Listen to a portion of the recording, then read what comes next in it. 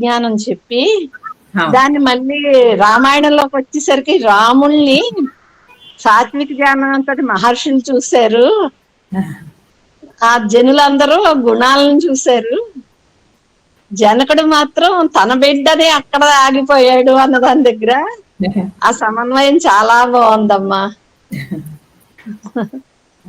తర్వాత భాగవతంలోది కూడా మీరు అంటే ఎప్పుడు ఇలా ధర్మరాజు గారి గురించి కూడా దీంట్లో తీసుకొచ్చారు కదమ్మా, ఆచరించి అది మాత్రం చాలా విశేషంగా ఉందమ్మా. చాలా చాలా ధన్యవాదాలమ్మా.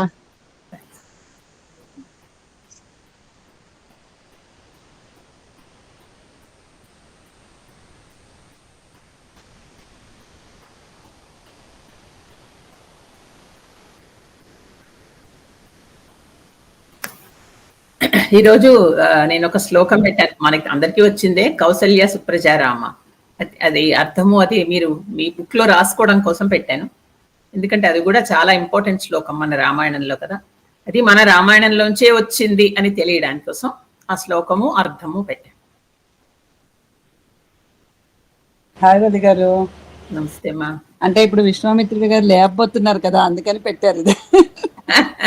కరెక్ట్ కదా? లేదు, అది బాలకండలో ఉంది. అదే అంటే ఆయన ఇప్పుడు నెక్స్ట్ అదే కదా జరిగేది అంటున్నాను. అది బాగుంది, చాలా బాగుంది.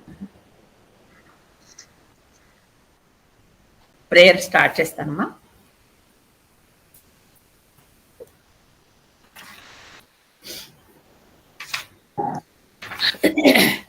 శుక్లాం వరధరం విష్ణుం శశివర్ణం చతుర్భుజం ప్రసన్నవదనం ధ్యాయేత్ సర్వ విఘ్నోపశాంతయే అగజానన పద్మార్కం గజాననమహర్నిశం అనేకదంతం భక్తానాం ఏకదంతముపాస్మహే. సరస్వతీ నమస్తుభ్యం వరదే కామరూపిణి విద్యారంభం కరిష్యామి సిద్ధిర్భవతు మే సదా. పద్మపత్ర విశాలాక్షి పద్మకేసరవర్ణిని నిత్యం పద్మాలయాం దేవి సామాం పాతు సరస్వతీ. గురుర్బ్రహ్మా గురుర్విష్ణు గురుదేవో మహేశ్వర గురుర్ సాక్షాత్ పరబ్రహ్మ తస్మై శ్రీ గురవే నమః.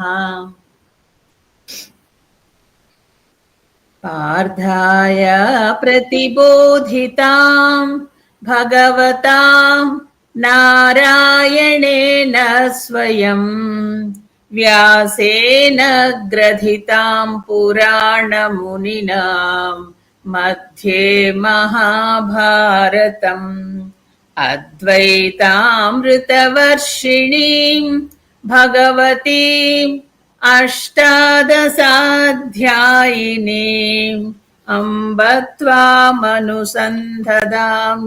భగవద్గీతే భవద్వేషిణీం. భగవద్గీత 18వ అధ్యాయం 23వ శ్లోకం. మనం అంతకు ముందర జ్ఞానముల గురించి తెలుసుకున్నాము. సాత్విక జ్ఞానం, రాజస జ్ఞానం, తామస జ్ఞానం. భగవంతుడు ఇంకా ఇది మీకు నేను చెప్పాను, ఇది మొత్తం ఒక శిఖరం లాంటిది ఈ అధ్యాయం. అన్ని అధ్యాయాల్లో అన్ని చెప్పాక ఇది ఒక రివిజన్ లాంటిది, మొత్తం అంతా చెప్పి అది ముగించేటప్పుడు ఇవి చెప్తున్నాడు. చెప్తూ కర్మలు కూడా 3 విధాలుగా ఉంటాయి. జ్ఞానమే కాకుండా కర్మలు, మనం చేసే పనులు కూడా, వాటిల్లో కూడా సాత్వికము, రాజసము, తామసము అని ఉంటాయి అని వాటి గురించి భగవంతుడు చెప్తున్నాడు. నియతం సంగరహితం అరాగద్వేషతః కృతం అఫల ప్రేప్సునా కర్మ యత్తత్ సాత్వికముచ్యతే. ఇక్కడ సాత్విక కర్మ అంటే ఏంటి అని చెప్తున్నాడు.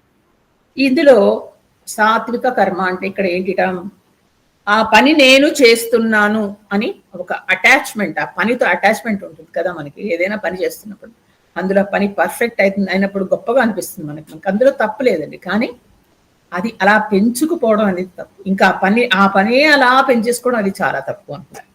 తర్వాత రాగద్వేషాలు, ఈ పని కొన్ని పనులు ఇష్టం, కొన్ని పనులు ఇష్టం, ఇలాంటివి ఏవి ఉండవు. సాత్విక కర్మ అంటే.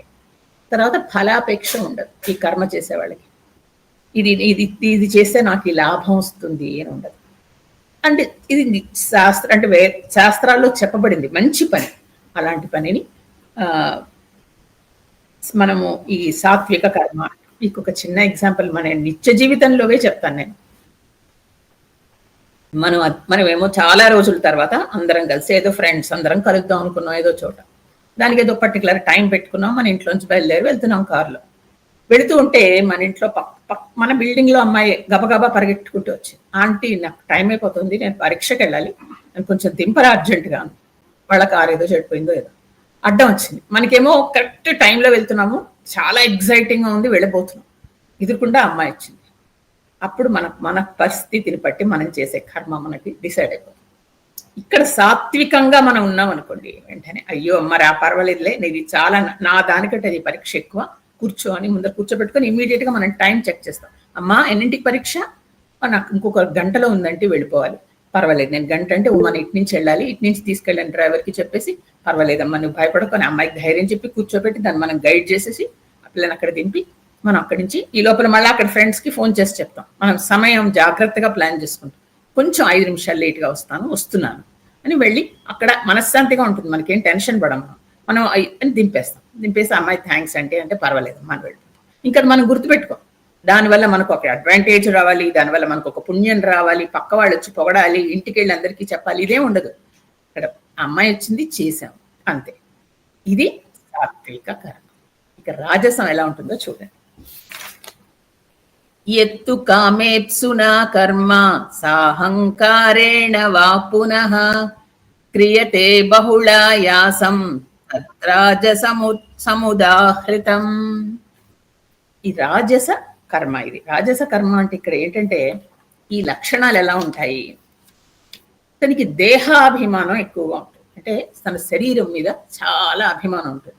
అందువల్ల ఏంటంటే ఏదైనా ఎక్స్ట్రా పని చేయడం అంటే కష్టం అనిపిస్తుంది, ఎందుకంటే శరీరం కష్టపడుతుంది కదా. ఎప్పుడైనా శరీరాన్ని ప్రేమించేవాళ్ళిట మనస్సు చాలా కఠినంగా ఉంటుంది.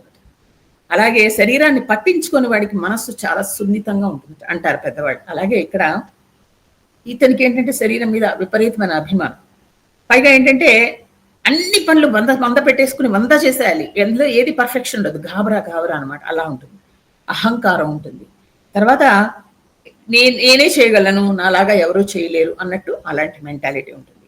ఫలాపేక్ష ఉంటుంది, అంటే పని చేసిన దానికి వెంటనే రిజల్ట్ ఎక్స్పెక్ట్ చేస్తారు. ఇది దానివల్ల ఏంటంటే వీళ్ళకి శాంతి లేదు. కాబట్టి ఇది రాజస కర్మ. ఇప్పుడు మన ఎగ్జాంపుల్లోకి వెళ్దాం. బయటికి వెళ్తున్నాం, మన రాజస లక్షణ రాజస కర్మ అనమాట మనది. ఇదివరకు సాత్వికం అని చెప్పేశాను. అలాగే పరిగెట్టుకుంటూ అమ్మాయి వచ్చింది, అంటే కొంచెం నన్ను వెళ్ళాలి, అబ్బా వెళ్ళాలా ఇప్పుడా, వెంటనే మన మొహంలో ఎక్స్ప్రెషన్స్ వచ్చేస్తే బయటికి మాట కూడా వచ్చేసి ఇప్పుడు నేను దింపేసి వెళ్ళాలంటే నాకు ఇంకొక అరగంట నేను కారులోనే కూర్చోవాలి, బాగా ఎండగా ఉంది, చిక్కగా ఉంది, ఇవన్నీ మనం గట్టిగా అనిస్తూనే ఉంటాం. కానీ అమ్మాయికి మళ్ళీ సాయం చేస్తాం, వచ్చమ్మరా కూర్చో అంటాం, కానీ అమ్మాయి మొహం మీద అన్ని అనేస్తూనే ఉంటాం. మనకి టైము గాబరా ఇదిగో ఆ డ్రైవర్కి ముందర ఇటు నుంచి వెళ్ళు అటు నుంచి వెళ్ళు అని వాడిని గైడ్ చేస్తుంటే వాడు ఇటు నుంచి వెళ్ళి గాబరా అయిపోయి కొంచెం అంటే ఏంటంటే మనకి తర్వాత ఏం పర్వాలేదులే నేను దింపేస్తాను అనడం. దింపేసి వచ్చాక మనకి ఏంటంటే ఫలాపేక్ష.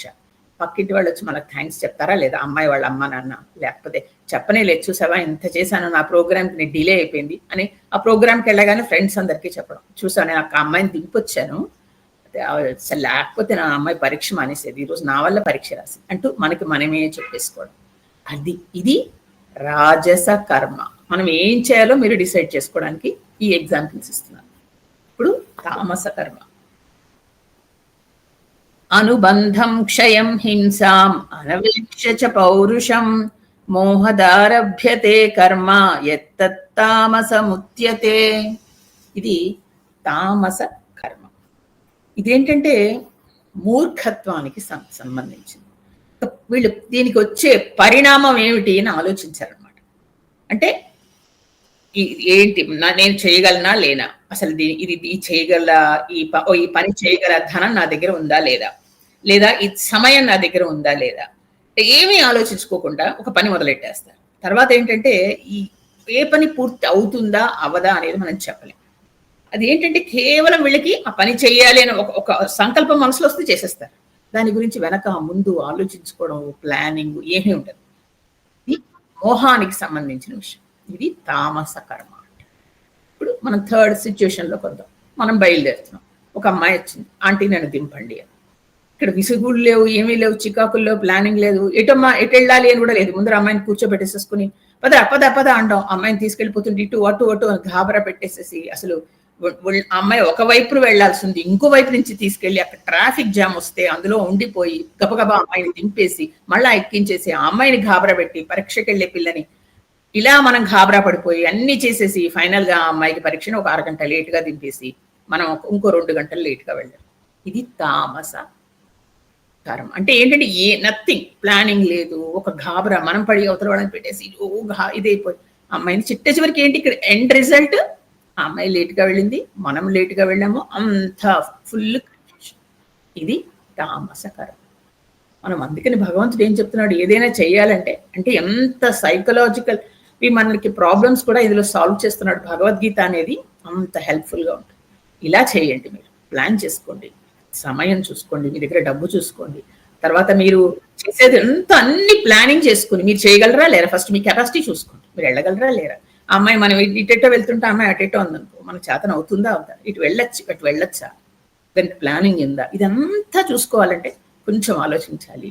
కాబట్టి మీరు ఏది చేయాలో మీరు చూసుకోండి అని భగవంతుడు చెప్తున్నాడు. చెప్తూ మళ్ళా కర్మ గురించి చెప్పాడు.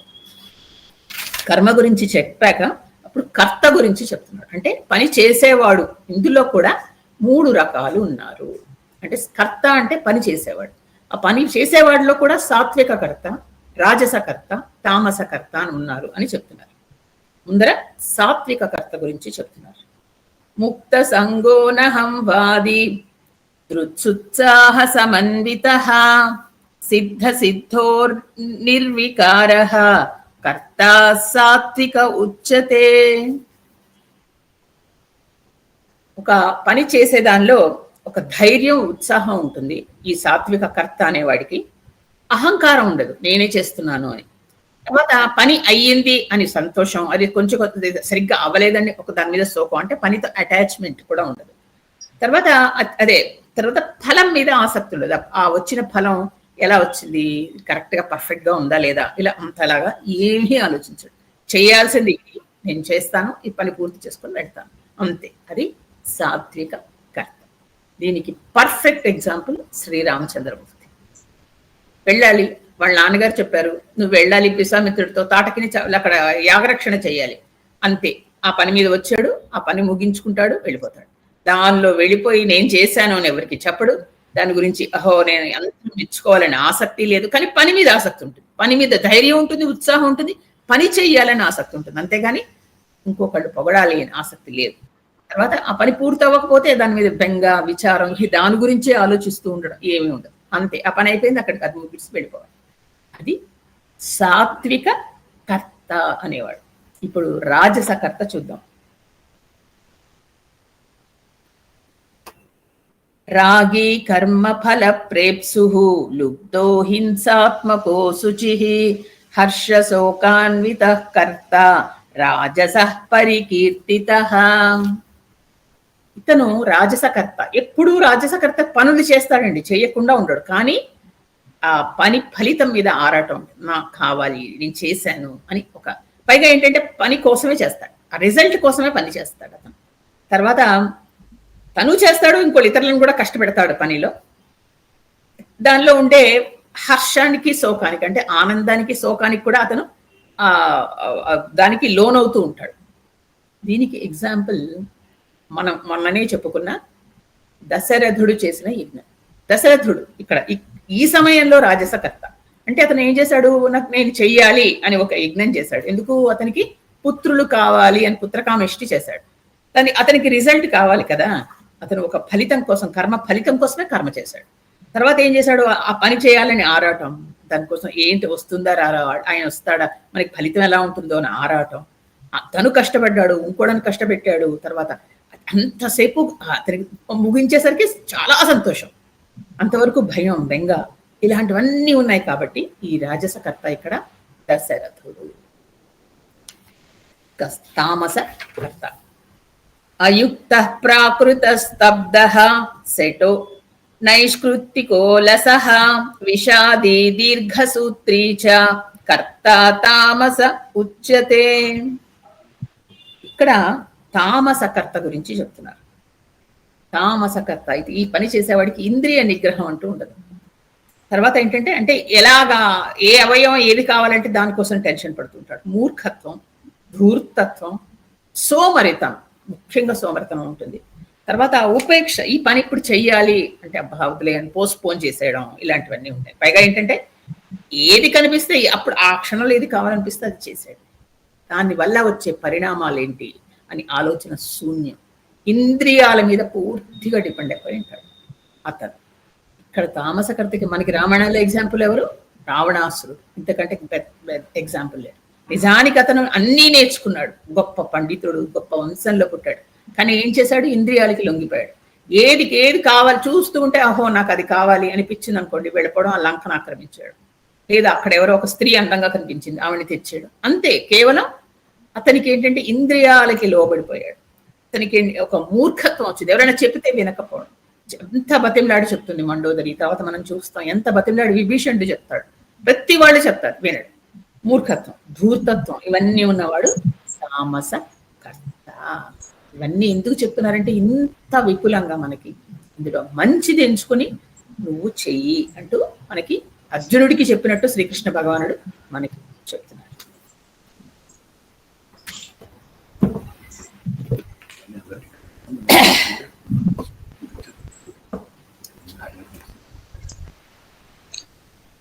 పిక్చర్ క్లియర్ గా ఉందమ్మా అందరికి? లేదండి, క్లియర్ గా లేదమ్మా. కొద్దిగా బ్లరింగ్ గా ఉంది. కొద్దిగా ఉందండి, కానీ పర్వాలేదు. పర్వాలేదు. ఇట్స్ ఓకేనండి, ఇట్స్ ఓకే. కొద్దిగా బ్లరింగ్ ఉంది కానీ ఇట్స్ ఓకే.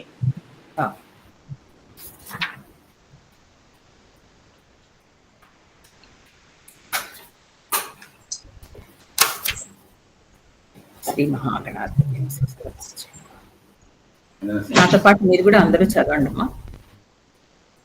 శ్రీరామ రామ రామేతి రమే రామే మనోరమే సహస్రనామ తత్తుల్యం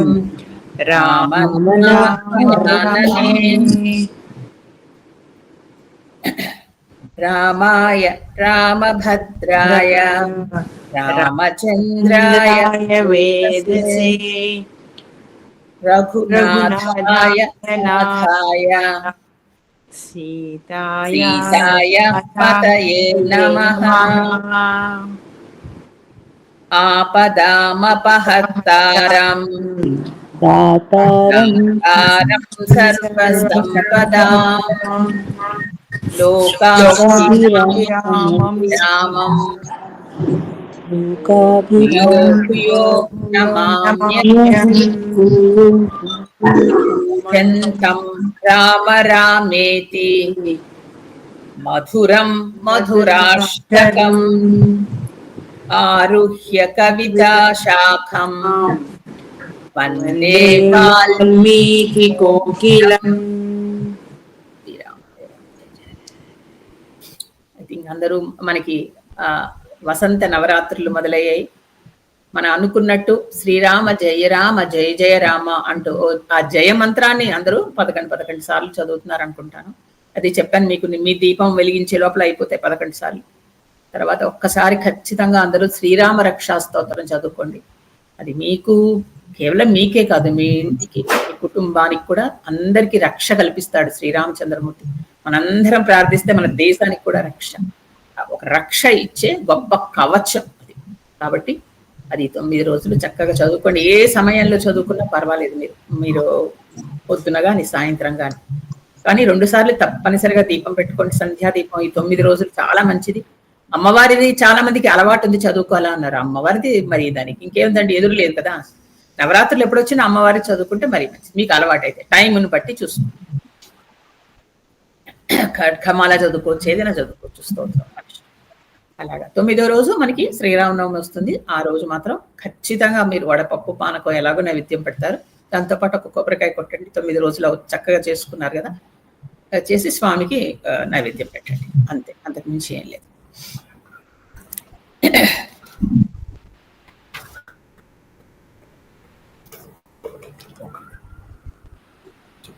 ఒక్క నిమిషం అండి, అడ్జస్ట్ చేస్తాను.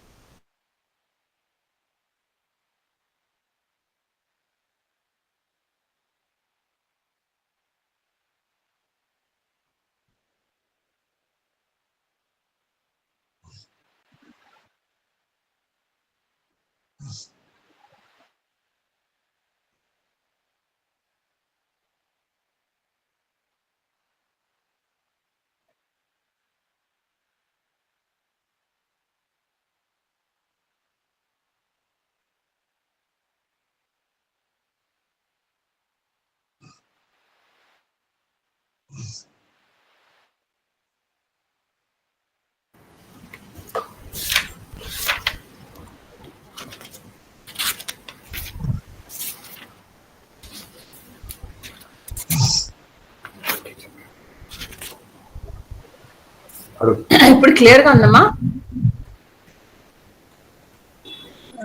కొద్దిగా లేదండి, కొద్దిగా బ్లరింగ్ గానే కొంచెం ఉంది. బ్లర్ గానే ఉందండి. మీరు అసలు క్లియర్ గానే కనపడదు నాకు. బానే ఉంది కానీ కొద్దిగా బ్లర్ అంతే, ఏం బానే ఉంది, పర్వాలేదండి, ఇట్స్ మేనేజబుల్. పర్వాలేదు, బానే ఉంది. నెట్వర్క్ ఇష్యూ ఉన్నట్టు. కానీ మేడం గారు మాట మటుకు క్లియర్ గా వినిపిస్తుందండి. ఓకే అమ్మా. అమ్మా నా మాట వినిపించిందా అండి? వినిపిస్తుంది. అమ్మో బాగుందేనాది ఇప్పుడు. ఇందాక మీద బాగా ఇంప్రూవ్ అయిందండి, ఇమేజ్ బాగా కనిపిస్తున్నారు. ఓకే.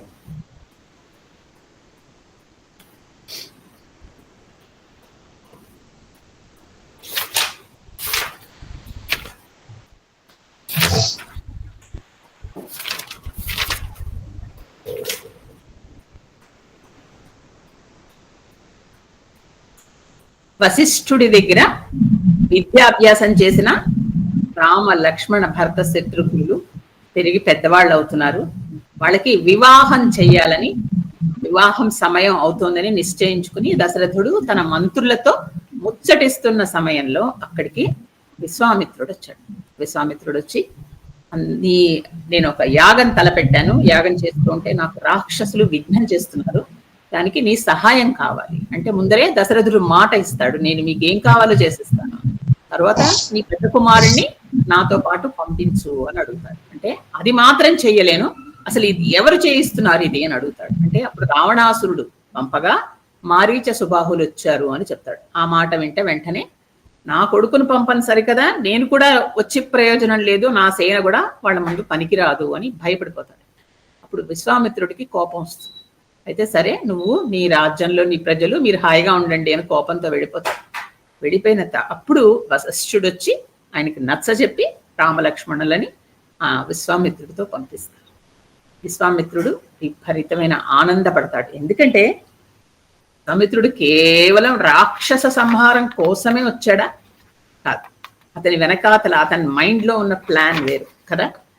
అతనికి అనేకమైన ఉన్నాయి, 1, 2, 3, 4 అని లెక్క పెట్టుకున్నాడు. మనలాగాను అంతకంటే మనకంటే చాలా పెద్ద ప్లాన్ చేసుకుని, ఓహో ఈ రాక్షస సంహారం అనేది కేవలం శ్రీరాముడి వైభవం అంతవరకు తెలియదు ఎవరికి కదా. చిన్నవాడి కిందే ఒక చక్రవర్తి కొడుకు కిందే ఆయన చూస్తున్నారు అంతే, కాబోయే మహారాజు. ఆయన వైభవం ప్రపంచానికి చాటాలి ఒక రాక్షస సంహారం ద్వారా అనేది మొట్టమొదట విశ్వామిత్రుడిది ఆయన ప్రయత్నం. రెండవది సీతా కళ్యాణం కదా.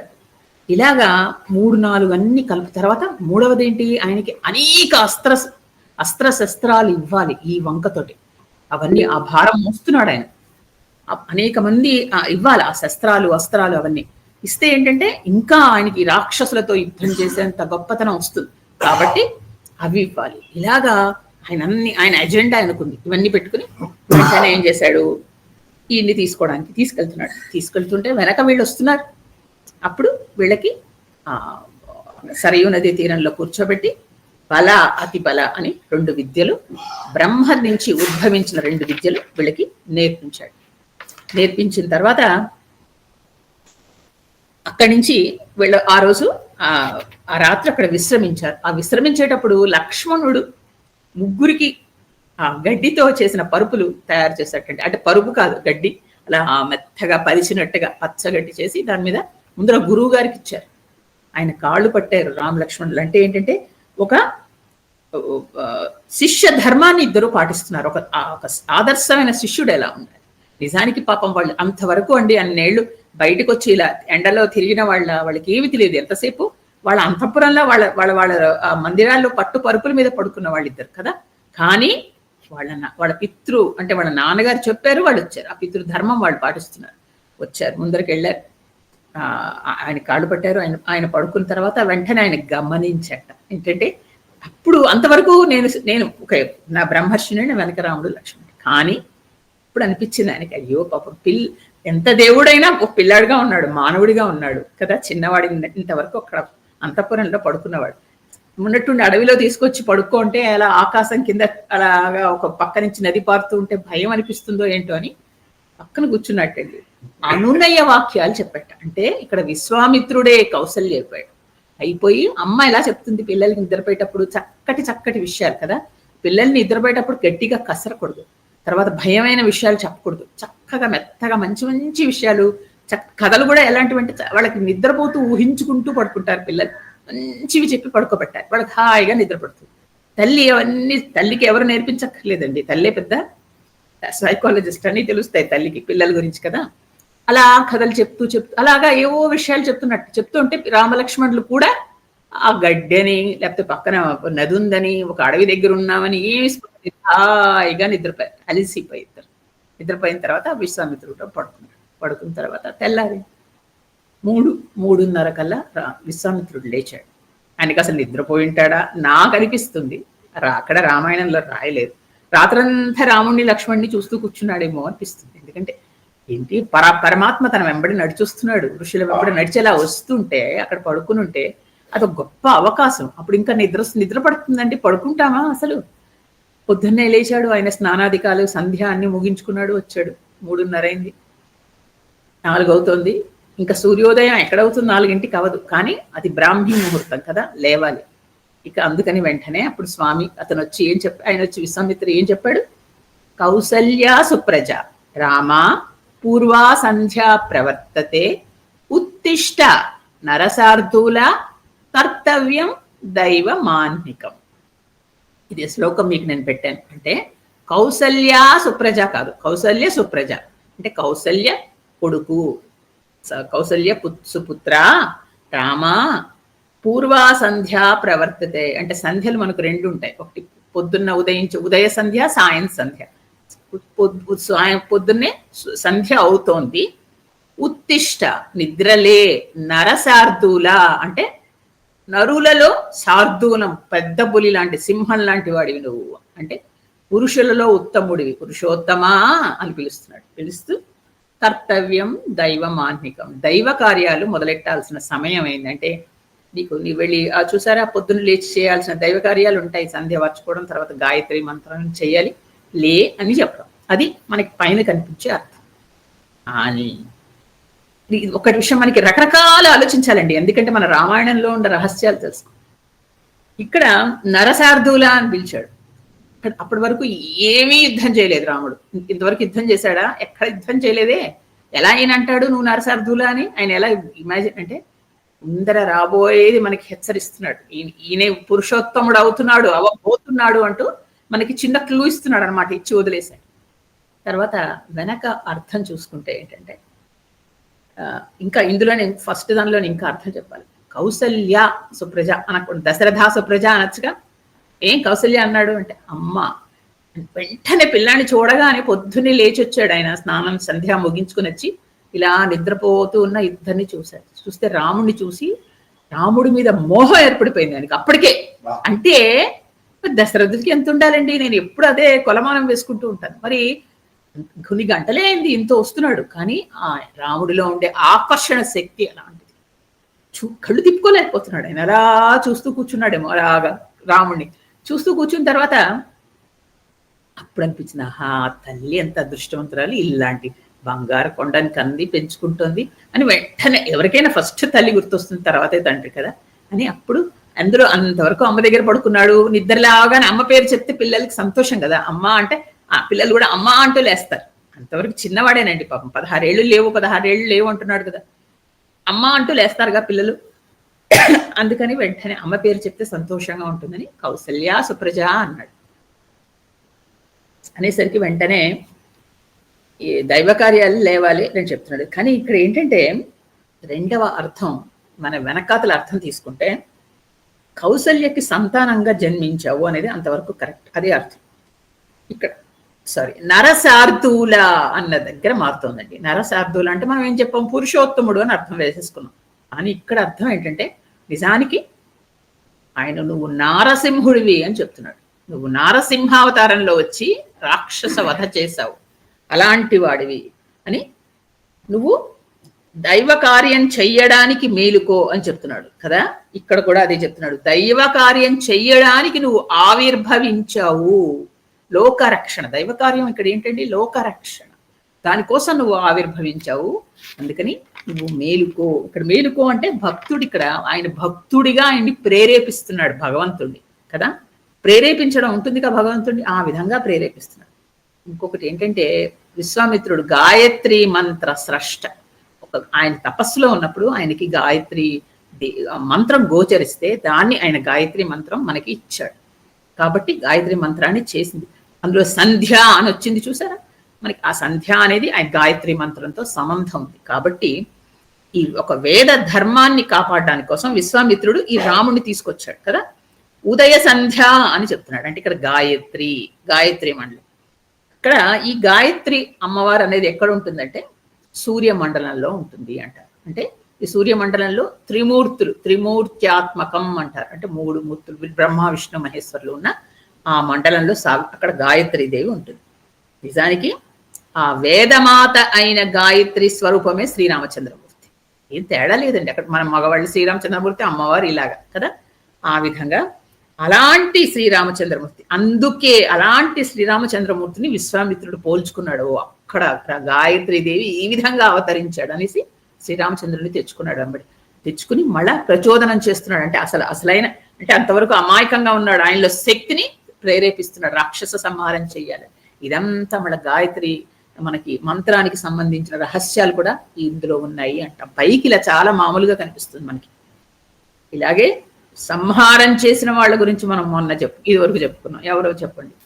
దేవకార్య సముద్యత లలితదేవి, చిదగ్నిగుండ సంభూత దేవకార్య సముజ్జత. దేవకార్యం చేయడానికి అమ్మవారు చిదగ్నిగుండల నుంచి పైకి వచ్చినట్టే శ్రీరామచంద్రమూర్తి ఇక్కడ దేవకార్యం చేయడానికి ఉత్తిష్ట నరసార్దూల కర్తవ్యం దైవమాన్నికం, నువ్వు చెయ్యాలి దేవకార్యాలు ఇంకా లే అని చెప్తున్నాడు.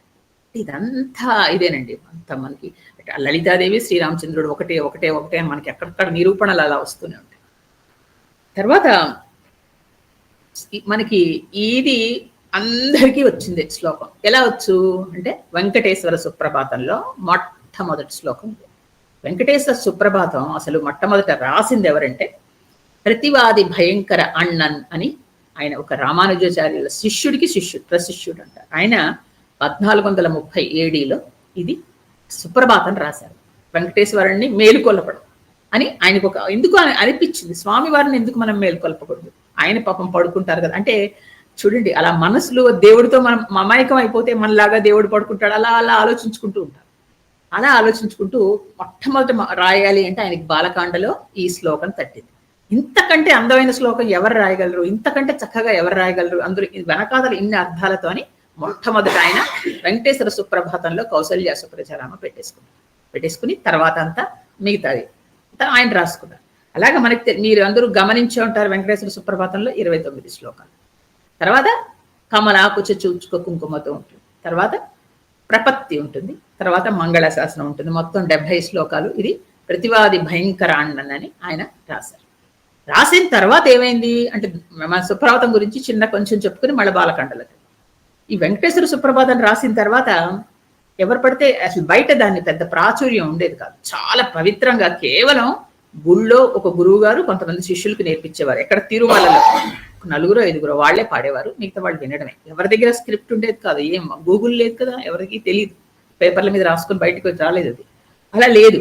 అప్పుడు చాలా ముందర చెప్తున్నాను. అందుకని ఇప్పటికీ మీరు వింటే టీవీ అనంత శయనం అయ్యంగారని ఆయన గ్రూప్ ఉండేవారు, వాళ్లే పాడేవారు. అంటే మగవాళ్ళు ఒక 4-5 ఉండేవారు, వాళ్ళు మాత్రమే.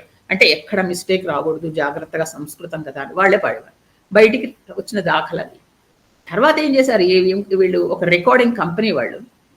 అప్పుడు ఎంఎస్ సుబ్బలక్ష్మి గారి దగ్గరికి వెళ్ళి ఆవిడని అడిగారు, మీరు మీరు పాడిస్తే, ఇది పాడితే కనుక మేము రికార్డ్ రిలీజ్ చేస్తాం.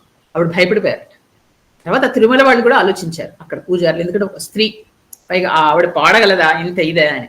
అప్పుడు ఆవిడ వచ్చి ఈ అనంత సైనన్స్ అయ్యర్ గారి దగ్గర శిష్యరికం చేసి కొన్ని రోజులు ఉండి ఆయన ద్వారా నేర్చుకుని, ఎక్కడ ఒక వర్డ్, ఒక చిన్న మాట గాని, ఒక చోట దిత్వం గాని ఎక్కడ ఉండదు చూడండి, ఎంత స్పష్టంగా పాడుతారో మహాతల్లి ఎంఎస్ సుబ్బలక్ష్మి.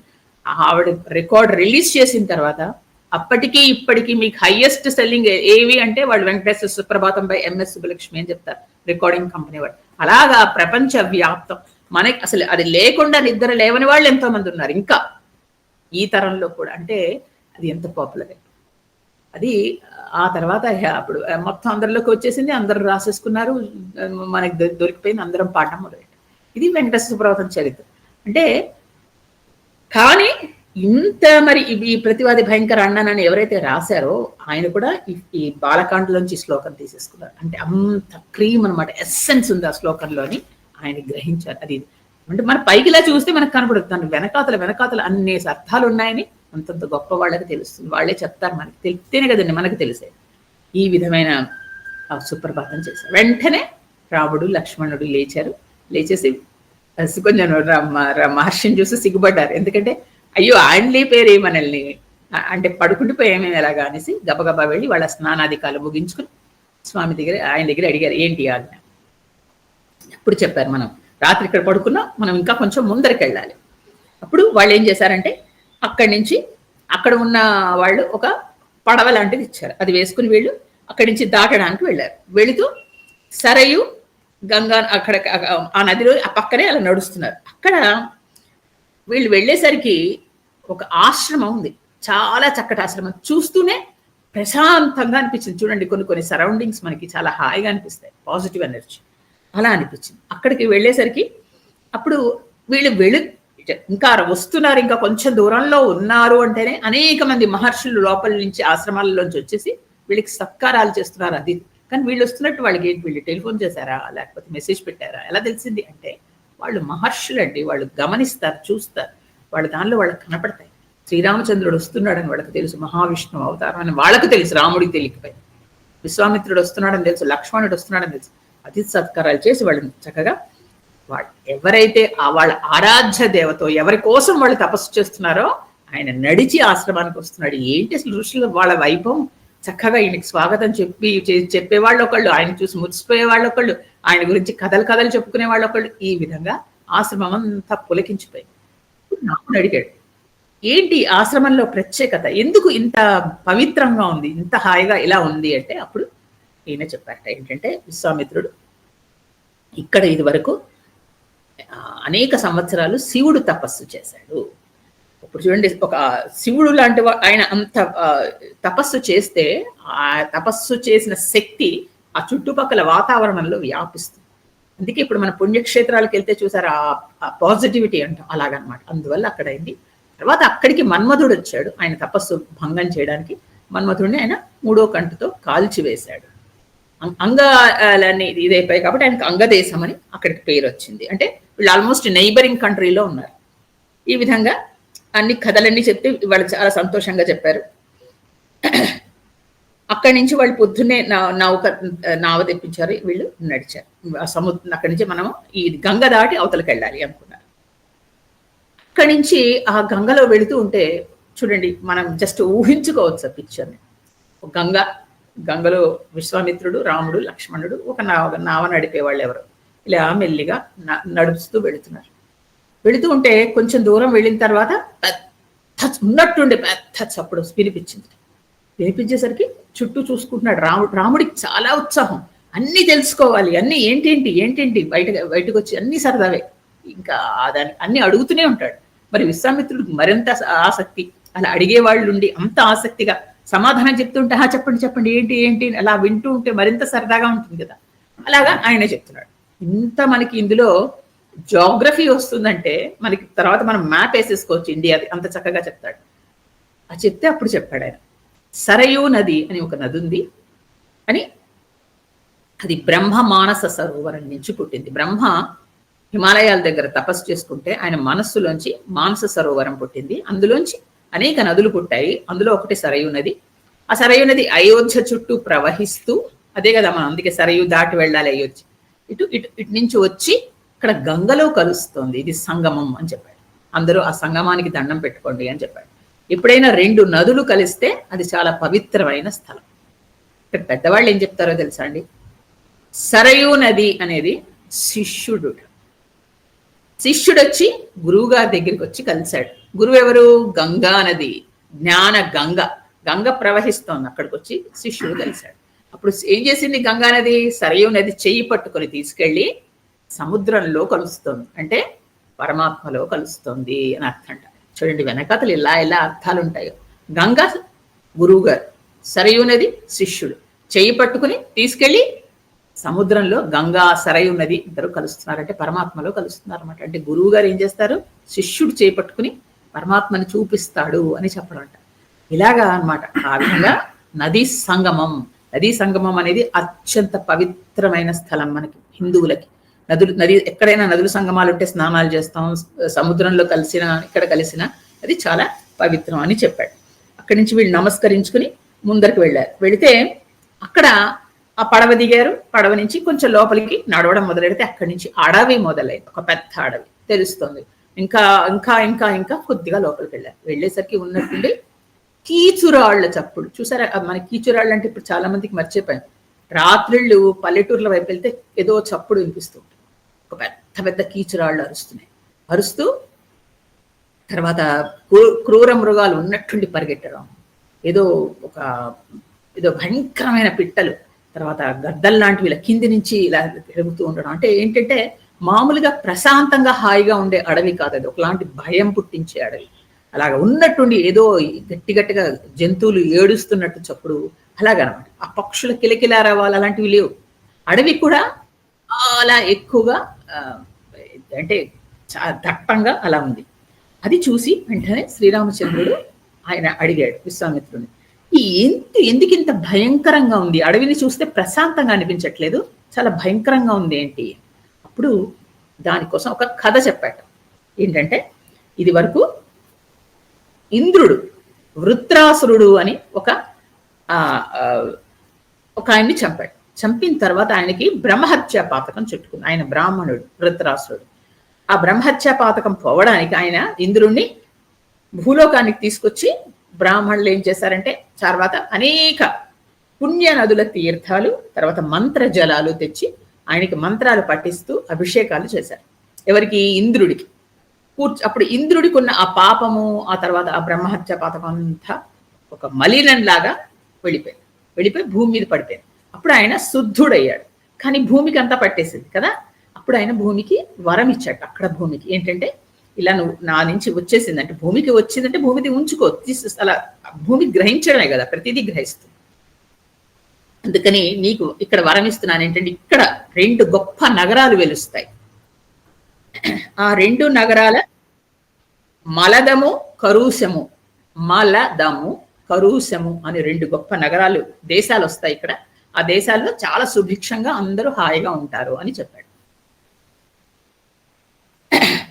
చెప్తే వెంటనే అప్పుడు అనేక ఇంద్రుడు వెళ్ళిపోయాడు. నిజంగానే 2 దేశాలు చాలా సుభిక్షంగా చాలా హాయిగా అక్కడ అందరూ జనులందరూ బాగుండేవారు.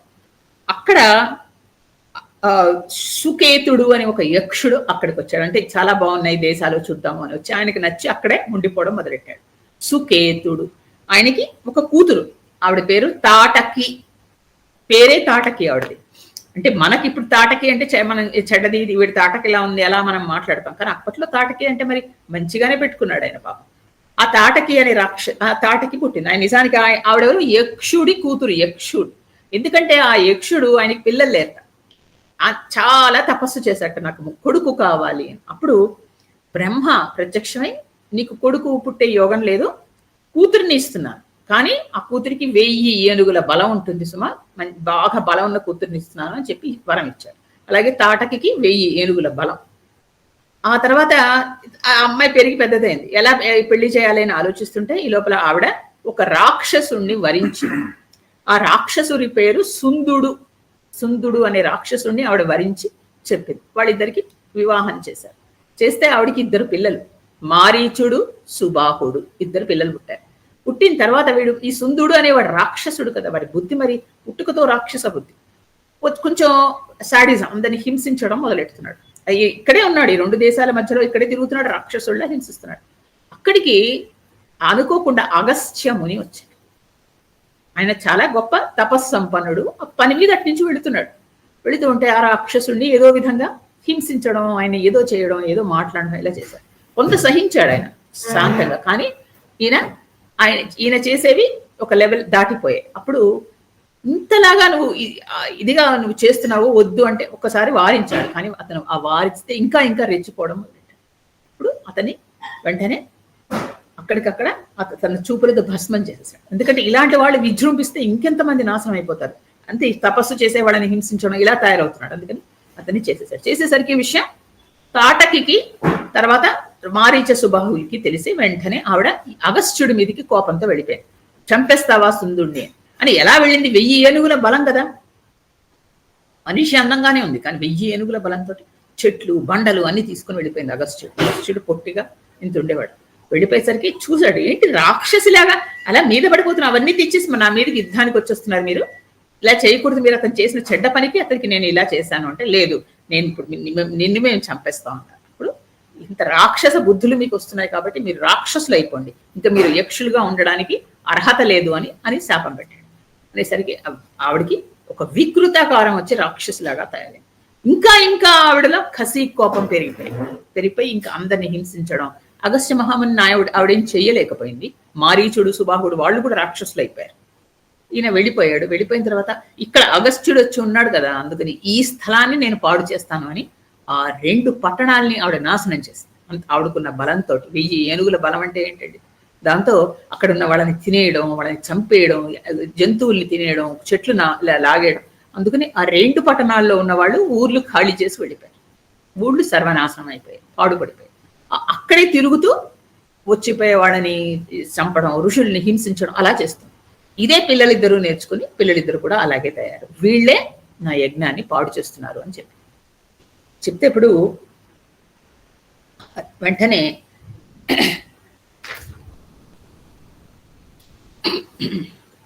ఆయన ఇలా చెబుతూనే ఉన్నాడు. వెంటనే పెద్ద చప్పుడుతో దూరం నుంచి ఆ రాక్షసి వస్తున్నట్టు అనుమానం వచ్చింది విశ్వామిత్రుడికి. చూడలేదు ఇంకా. వెంటనే ఏం చెప్పాడంటే, రామా, నువ్వు ఆ రాక్షసిని చంపాలి, ముందర నువ్వు దానికి సిద్ధంగా ఉండు, మీ ఇద్దరికి జయమగుగాక అంటూ దీవించాడు. దీవిస్తే వెంటనే ఆయన ధనుష్టంకారం చేశాడంటే, ధనుస్సుని ఏమి బాణం ఎక్కువ పెట్టకుండానే ఉత్తిన ఇలా లాగి వదిలేస్తారంటే పెద్ద చప్పుడు చేస్తుంది. ఒక్కొక్క ధనుస్సుకి ఒక్కొక్క ధనుష్టంకారం అంటారు. అంటే ఒక్కొక్క చప్పుడు ఉండేది. అర్జునుడు ఇదివరకు భారతంలో మనం చెప్పుకున్నాం, అర్జునుడు వచ్చి చేస్తే ఇక్కడి నుంచి చెప్పేవాడు భీష్ముడు, అదిగో అర్జునుడిది అది అని. ఇక్కడి నుంచి భీష్ముడు చేస్తే అక్కడి నుంచి అర్జునుడికి తెలిసేది, ద్రోణుడు చేస్తే తెలిసేది వాడికి. అలా ఒక్కొక్క దానికి ధనుసుకి ఒక్కొక్క చప్పుడు, ఒక్కొక్క శంఖానికి ఒక్కొక్క చప్పుడు ఉంటుంది. అది కేవలం వాళ్ళకే తెలుస్తుంది. అలాగా ఈయన ధనుష్టంకారం చేసేసరికి చెవులు ఇలా చెల్లులు పడేంత చప్పుడు వచ్చింది. జంతువులన్నీ పరిగెడుతున్నాయి. ఈ హడావిడి చూసి తాటకి అక్కడికి రావడం మొదలెట్టింది. దూరం నుంచి చూశాడు రాముడు. పెద్ద శరీరం వికృతాకారంలో ఉండి ఇలా బండలన్నీ తీసుకుని వస్తాను మీద వేయడానికి. ఇప్పుడు ఆయన చెప్తారు విశ్వామిత్రుడు, చూడు నాయన, నువ్వు స్త్రీని ఎలా చంపాలి అనుకుంటున్నావు, నీ మనసులో మాట నాకు అర్థమైంది. స్త్రీ వధ చేయడం అధర్మం, నేను కూడా చెప్తున్నాను. కానీ ఈ స్త్రీని వధించడం ధర్మ సూక్ష్మం అన్నాడు. మనం ధర్మానికి ధర్మ సూక్ష్మానికి అర్థం భారతంలో చాలా క్లియర్గా చెప్పుకున్నాం. మళ్ళా చెప్తాను. కొన్ని ధర్మాలు ఉంటాయి, అది ఎప్పటికీ ధర్మమే. అబద్ధం ఆడకూడదు, ధర్మం అంతే, దాని మీద స్టాంప్ ఉంటుంది, ఎవరు ఎప్పుడు ఆడకూడదు. ధర్మ సూక్ష్మం ఒకసారి ఒక్క పరిస్థితుల్లో ఆడచ్చు, ఎందుకంటే అప్పుడు ఏదో ప్రయోజనం ఉంది దానికి, అది పెద్దవాళ్ళు చెప్తారు ఇలా చెయ్యొచ్చు, ఒకసారి మాత్రమే. అంతేగాని అప్పుడు వాళ్ళు చేశారు కదా అని మళ్ళీ చేయడానికి వీలు. ద్రౌపది 5గురిని పెళ్లి చేసుకుంది, అది ధర్మ సూక్ష్మం. అప్పుడు ఆ పరిస్థితుల్లో వాళ్ళ పూర్వజన్మల వరాల ప్రకారం చేయాల్సి వచ్చింది. అంతేగాని ద్రౌపది చేసుకుందని తర్వాత చేయడానికి లేదు. ధర్మ సూక్ష్మాలు పాటించడానికి కాదు, అప్పుడు ఆ పరిస్థితుల్లో చేయాల్సింది. కాబట్టి ఇక్కడ లోక రక్షణార్థం, ఎందుకంటే ఆవిడని వదిలేస్తే ఆవిడ ఏం చేస్తుంది, మొత్తం అందరినీ ధ్వంసం చేస్తుంది. అలాంటిది అప్పుడు స్త్రీ అని ఆలోచించకూడదు. ఒక పరిపాలకుడిగా నువ్వు రాజ్యాన్ని తీసుకోబోతున్నావు, ఒక రాజుగా నువ్వు ఇలాంటి చెయ్యాలి అని చెప్పాడు. దాన్ని సంస్కృతంలో ఒక శ్లోకంలో చెప్తారు, రాజ్యభార నియుక్తానాం ఏష ధర్మ సనాతన. నేను మీకు రాసి పంపిస్తాను. అంటే ఇది ఒక శాశ్వతమైన ధర్మం, ఈ రాజ్యభారాన్ని నువ్వు నిర్వహిస్తున్నావు కాబట్టి ఇది నీకు ధర్మమే అని శాసించాడు ఆయన. ఇదే ధర్మాన్ని వాలి దగ్గర, మిగతా వాళ్ళ దగ్గర శ్రీరామచంద్రుడు పాటించాడు. మనకి డౌట్లు వచ్చేదే, ఇది స్త్రీని ఎందుకు చంపాడు, ఇవన్నీ మనకు తెలియవు. వెనకతల ధర్మాలు, ధర్మ సూక్ష్మాలు, విశ్వామిత్రుడు అన్న మాటలు ఇవేవి తెలియకుండా తాటకి గురించి ఎందుకు చంపాడు, ఒక లైన్ తీసేసుకుని మనం ఏదో మన పెద్ద ఇదిలాగా ఇంటెలిజెంట్ లాగా మాట్లాడుతాం. దాని వెనక అది ఎన్ని మాటలు ఎంత జరిగిందో చూడండి. రేపు పొద్దున వాలి గురించి కూడా మనకి ఇలాగే డౌట్స్ వస్తాయి. ఇక్కడ ఇదే దానికి రాజ్యభార నియుక్తానాం ఏష ధర్మ సనాతనం అనే మాట చెప్తారాయన. కాబట్టి ఇక్కడ నువ్వు బ్రాహ్మణులని, గోవులని రక్షించాల్సిన బాధ్యత నీది. ఈ బ్రాహ్మణులని, గోవులనే ఇది హింసిస్తోంది. బట్ ధర్మాన్ని నువ్వు కాపాడాలి, వాళ్ళందరినీ రక్షించాలి. కాబట్టి స్త్రీని ఎలా చంపాలి అని ఆలోచించకు. ధర్మాత్ముడైన రాజు ప్రజాహితమైన కార్యాలు చెయ్యాలి. ఇది క్రూరమా, చెయ్యొచ్చా అని ఆలోచించకూడదు. క్రూర మృగాలు వచ్చి పడుతున్నాయండి, తినేస్తున్నాయి జనాల్ని. అప్పుడు ఈ జంతువుని నేను చంపాలా వద్దా అని ఆలోచిస్తాడు. ముందర చంపేయాలి, ఎందుకంటే మిగతా వాళ్ళని చంపేస్తుంది కదా అది. అలాగే ఇది కూడా ఒక క్రూర మృగం లాంటిదే. కాబట్టి పాపమైనా ఒక్కొక్కసారి చెయ్యాలి, అది ధర్మ సూక్ష్మం. అందుకని అధర్మం చేసే స్త్రీ, ఇంత అధర్మం అంటే వేరే ప్రాణాలు తీసేస్తాం, అందుకని దీన్ని మీద కనికరం చూపకు అని చెప్పాడు. అని చెప్పిన తర్వాత వెంటనే శ్రీరామచంద్రుడు చెప్పాడు, నా తండ్రి నాకు నేను ఇక్కడికి పంపిస్తూ, ఈయన విశ్వామిత్రుడు వెంట నడిచి ఆయన ఏం చెప్తే చేయమని చెప్పాడు. ఆయన మీరు చెప్పినట్టే నేను చేస్తాను తప్పకుండా అన్నాడని వెంటనే ధనుస్సు బాణాలు చేతిలోకి తీసుకున్నాడు. ఈ తాటకి ఏం చేసింది, ఒక పెద్ద పెద్ద రాళ్ళు తీసుకొని వీళ్ళ మీద వేస్తుంది.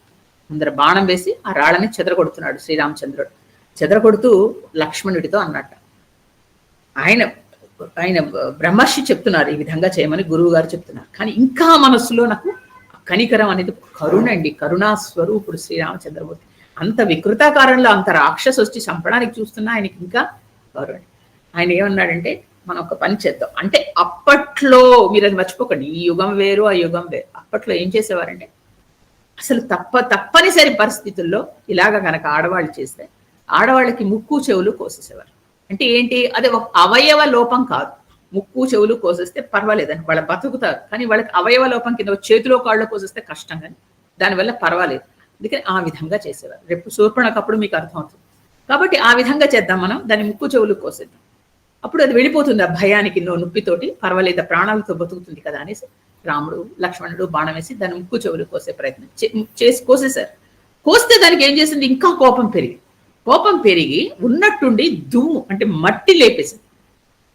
ఆ మట్టిలో అది ఎక్కడుందో, ఆ రాక్షసు ఎక్కడుందో తెలియదు, ఎలా వచ్చి వీళ్ళ మీద పడుతుందో తెలియదు. ఉన్నట్టుండి రాళ్లు పడిపోతున్నాయి, చెట్లు పడిపోతున్నాయి, మట్టి, ఏం చేయాలో తెలియట్లే.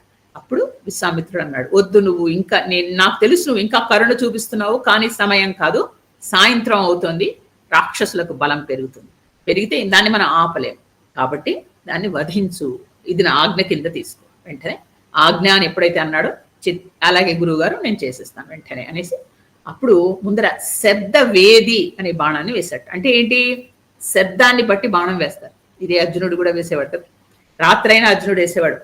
ఆ బాణం వేస్తే ఏంటవుతుంది, దూరంగా ఎక్కడో ఉన్న చప్పుడు బట్టి వీళ్ళు వేస్తే ఆ చప్పుడు బట్టి ఆ బాణం వెళ్ళి వాళ్ళని చంపుతుంది. అలా వేసేసరికి ఉన్నట్టుండి ఆ రాక్షసికి తగిలింది, కాళ్ళకి చేతులకి తగిలేసరికి దానికి కాళ్ళు కట్ అయినట్టుగా అయిపోయింది. వెంటనే అది లేచి వచ్చేసి ఇంకా వీళ్ళ మీదకి వేసేస్తాం.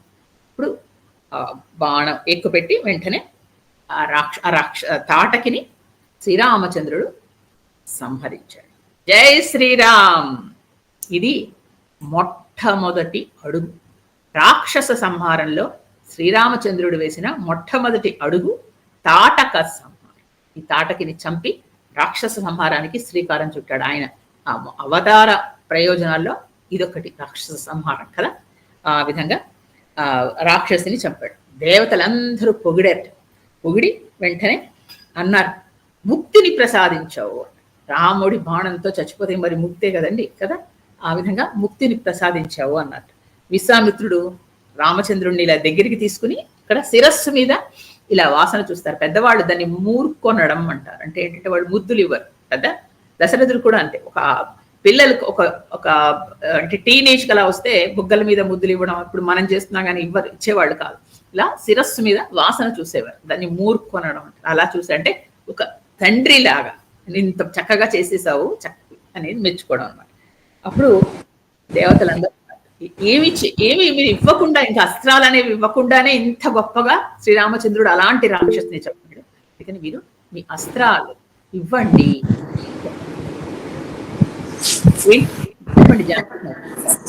ఏం లేదండి, ఇప్పుడు తాటికి ఒరిజినల్ గా యక్షిణే కదా, అంటే యక్షుడికి పుట్టింది.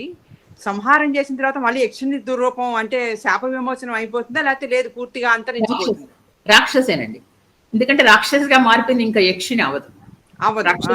అంటే అలాగనే సంహరించిపోతుంది, మొత్తం మీద అంతరించిపోతుంది. అలాగే, థ్యాంక్ యూ. వెంటనే అప్పుడు అందరూ అన్నట్టు విశ్వామిత్రుడికి, అలా కాదు, ఏమీ లేకుండానే ఇంత చేశాడు, ఇక రాముడికి నీ దగ్గర నా అస్త్రశస్త్రాలు ఇచ్చే సమయం వచ్చిందేమో అని మెల్లిగా చెప్పారు. వెంటనే విశ్వామిత్రుడు నవ్వి ఊరుకున్నాడు. ఆయనకి తెలీదా ఆయన తెచ్చిందే ఎందుకు, ఆయన తీసుకొచ్చిన వాటిలో ముఖ్యమైన ప్రయోజనం అది. అప్పుడు ఆయన అన్నారట, సరే ఇవన్నీ రాముడితో లక్ష్మణుడితో ఏమీ చెప్పలేదు, మనం ఏం చేద్దామంటే ఈ రాత్రి ఇక్కడ పడుకుండి పోదాం. మరి అలాంటి భయంకర అరణ్యంలో వీళ్ళిద్దరు ముగ్గురు ఎలా పడుకున్నారు? కాదు, ఎప్పుడైతే తాటకి నశించిందో ఆ ప్రదేశం అంతా మనోహరంగా మారిపోయింది, ఒక నందనవనం లాగా అయిపోయింది. అంటే ఆ ప్రదేశానికి కూడా శాపం పట్టినట్టు అయిపోయింది తాటకి వల్ల. ఎప్పుడైతే అది చచ్చిపోయిందో హాయిగా ఆనందంగా ఆహ్లాదంగా అయిపోయి ఇదివరకు లాగే ఒక ఉద్యానవనం లాగా అద్భుతంగా ఉంది. ఇప్పుడు లక్ష్మణుడికి అలవాటు అయిపోయింది, ముందర గురువు గారికి పక్క, అన్నయ్యకి పక్క, తనకి పక్క, చక్కగా మళ్ళీ గడ్డితో చేసేసరికి చక్కగా అందరూ హాయిగా ఆ రోజు అక్కడ శయనించారు. శయనించిన తర్వాత మళ్ళా పొద్దున్నే లేచారు. ఈసారి మళ్ళీ గురువుగారు వచ్చి లేపక్కర్లేదు, రాముడు లక్ష్మణుడే ముందర లేచారు. వాళ్ళు స్నానాధికాలు ముగించుకున్నారు. ఒకటి నేను చెప్పనండి, ఎవరైతే గురువు గారిని అనుసరిస్తారో, గురువు గారిని అనుగ్రహం వాళ్ళకి దొరుకుతుందో అలాంటి వాళ్ళకి సర్వశక్తులు దాసోహం ఉంటాయి. వాళ్ళు అడగక్కర్లా, శక్తులు వాళ్ళంతటా వస్తాయి. ఈయన గురువు గారిని ఇంత విధంగా ఆయన అనుగ్రహం పొందాడు, ఒక పితృ వాత్సల్యం చూపిస్తున్నాడు ఆయన కదా గురువు గారు.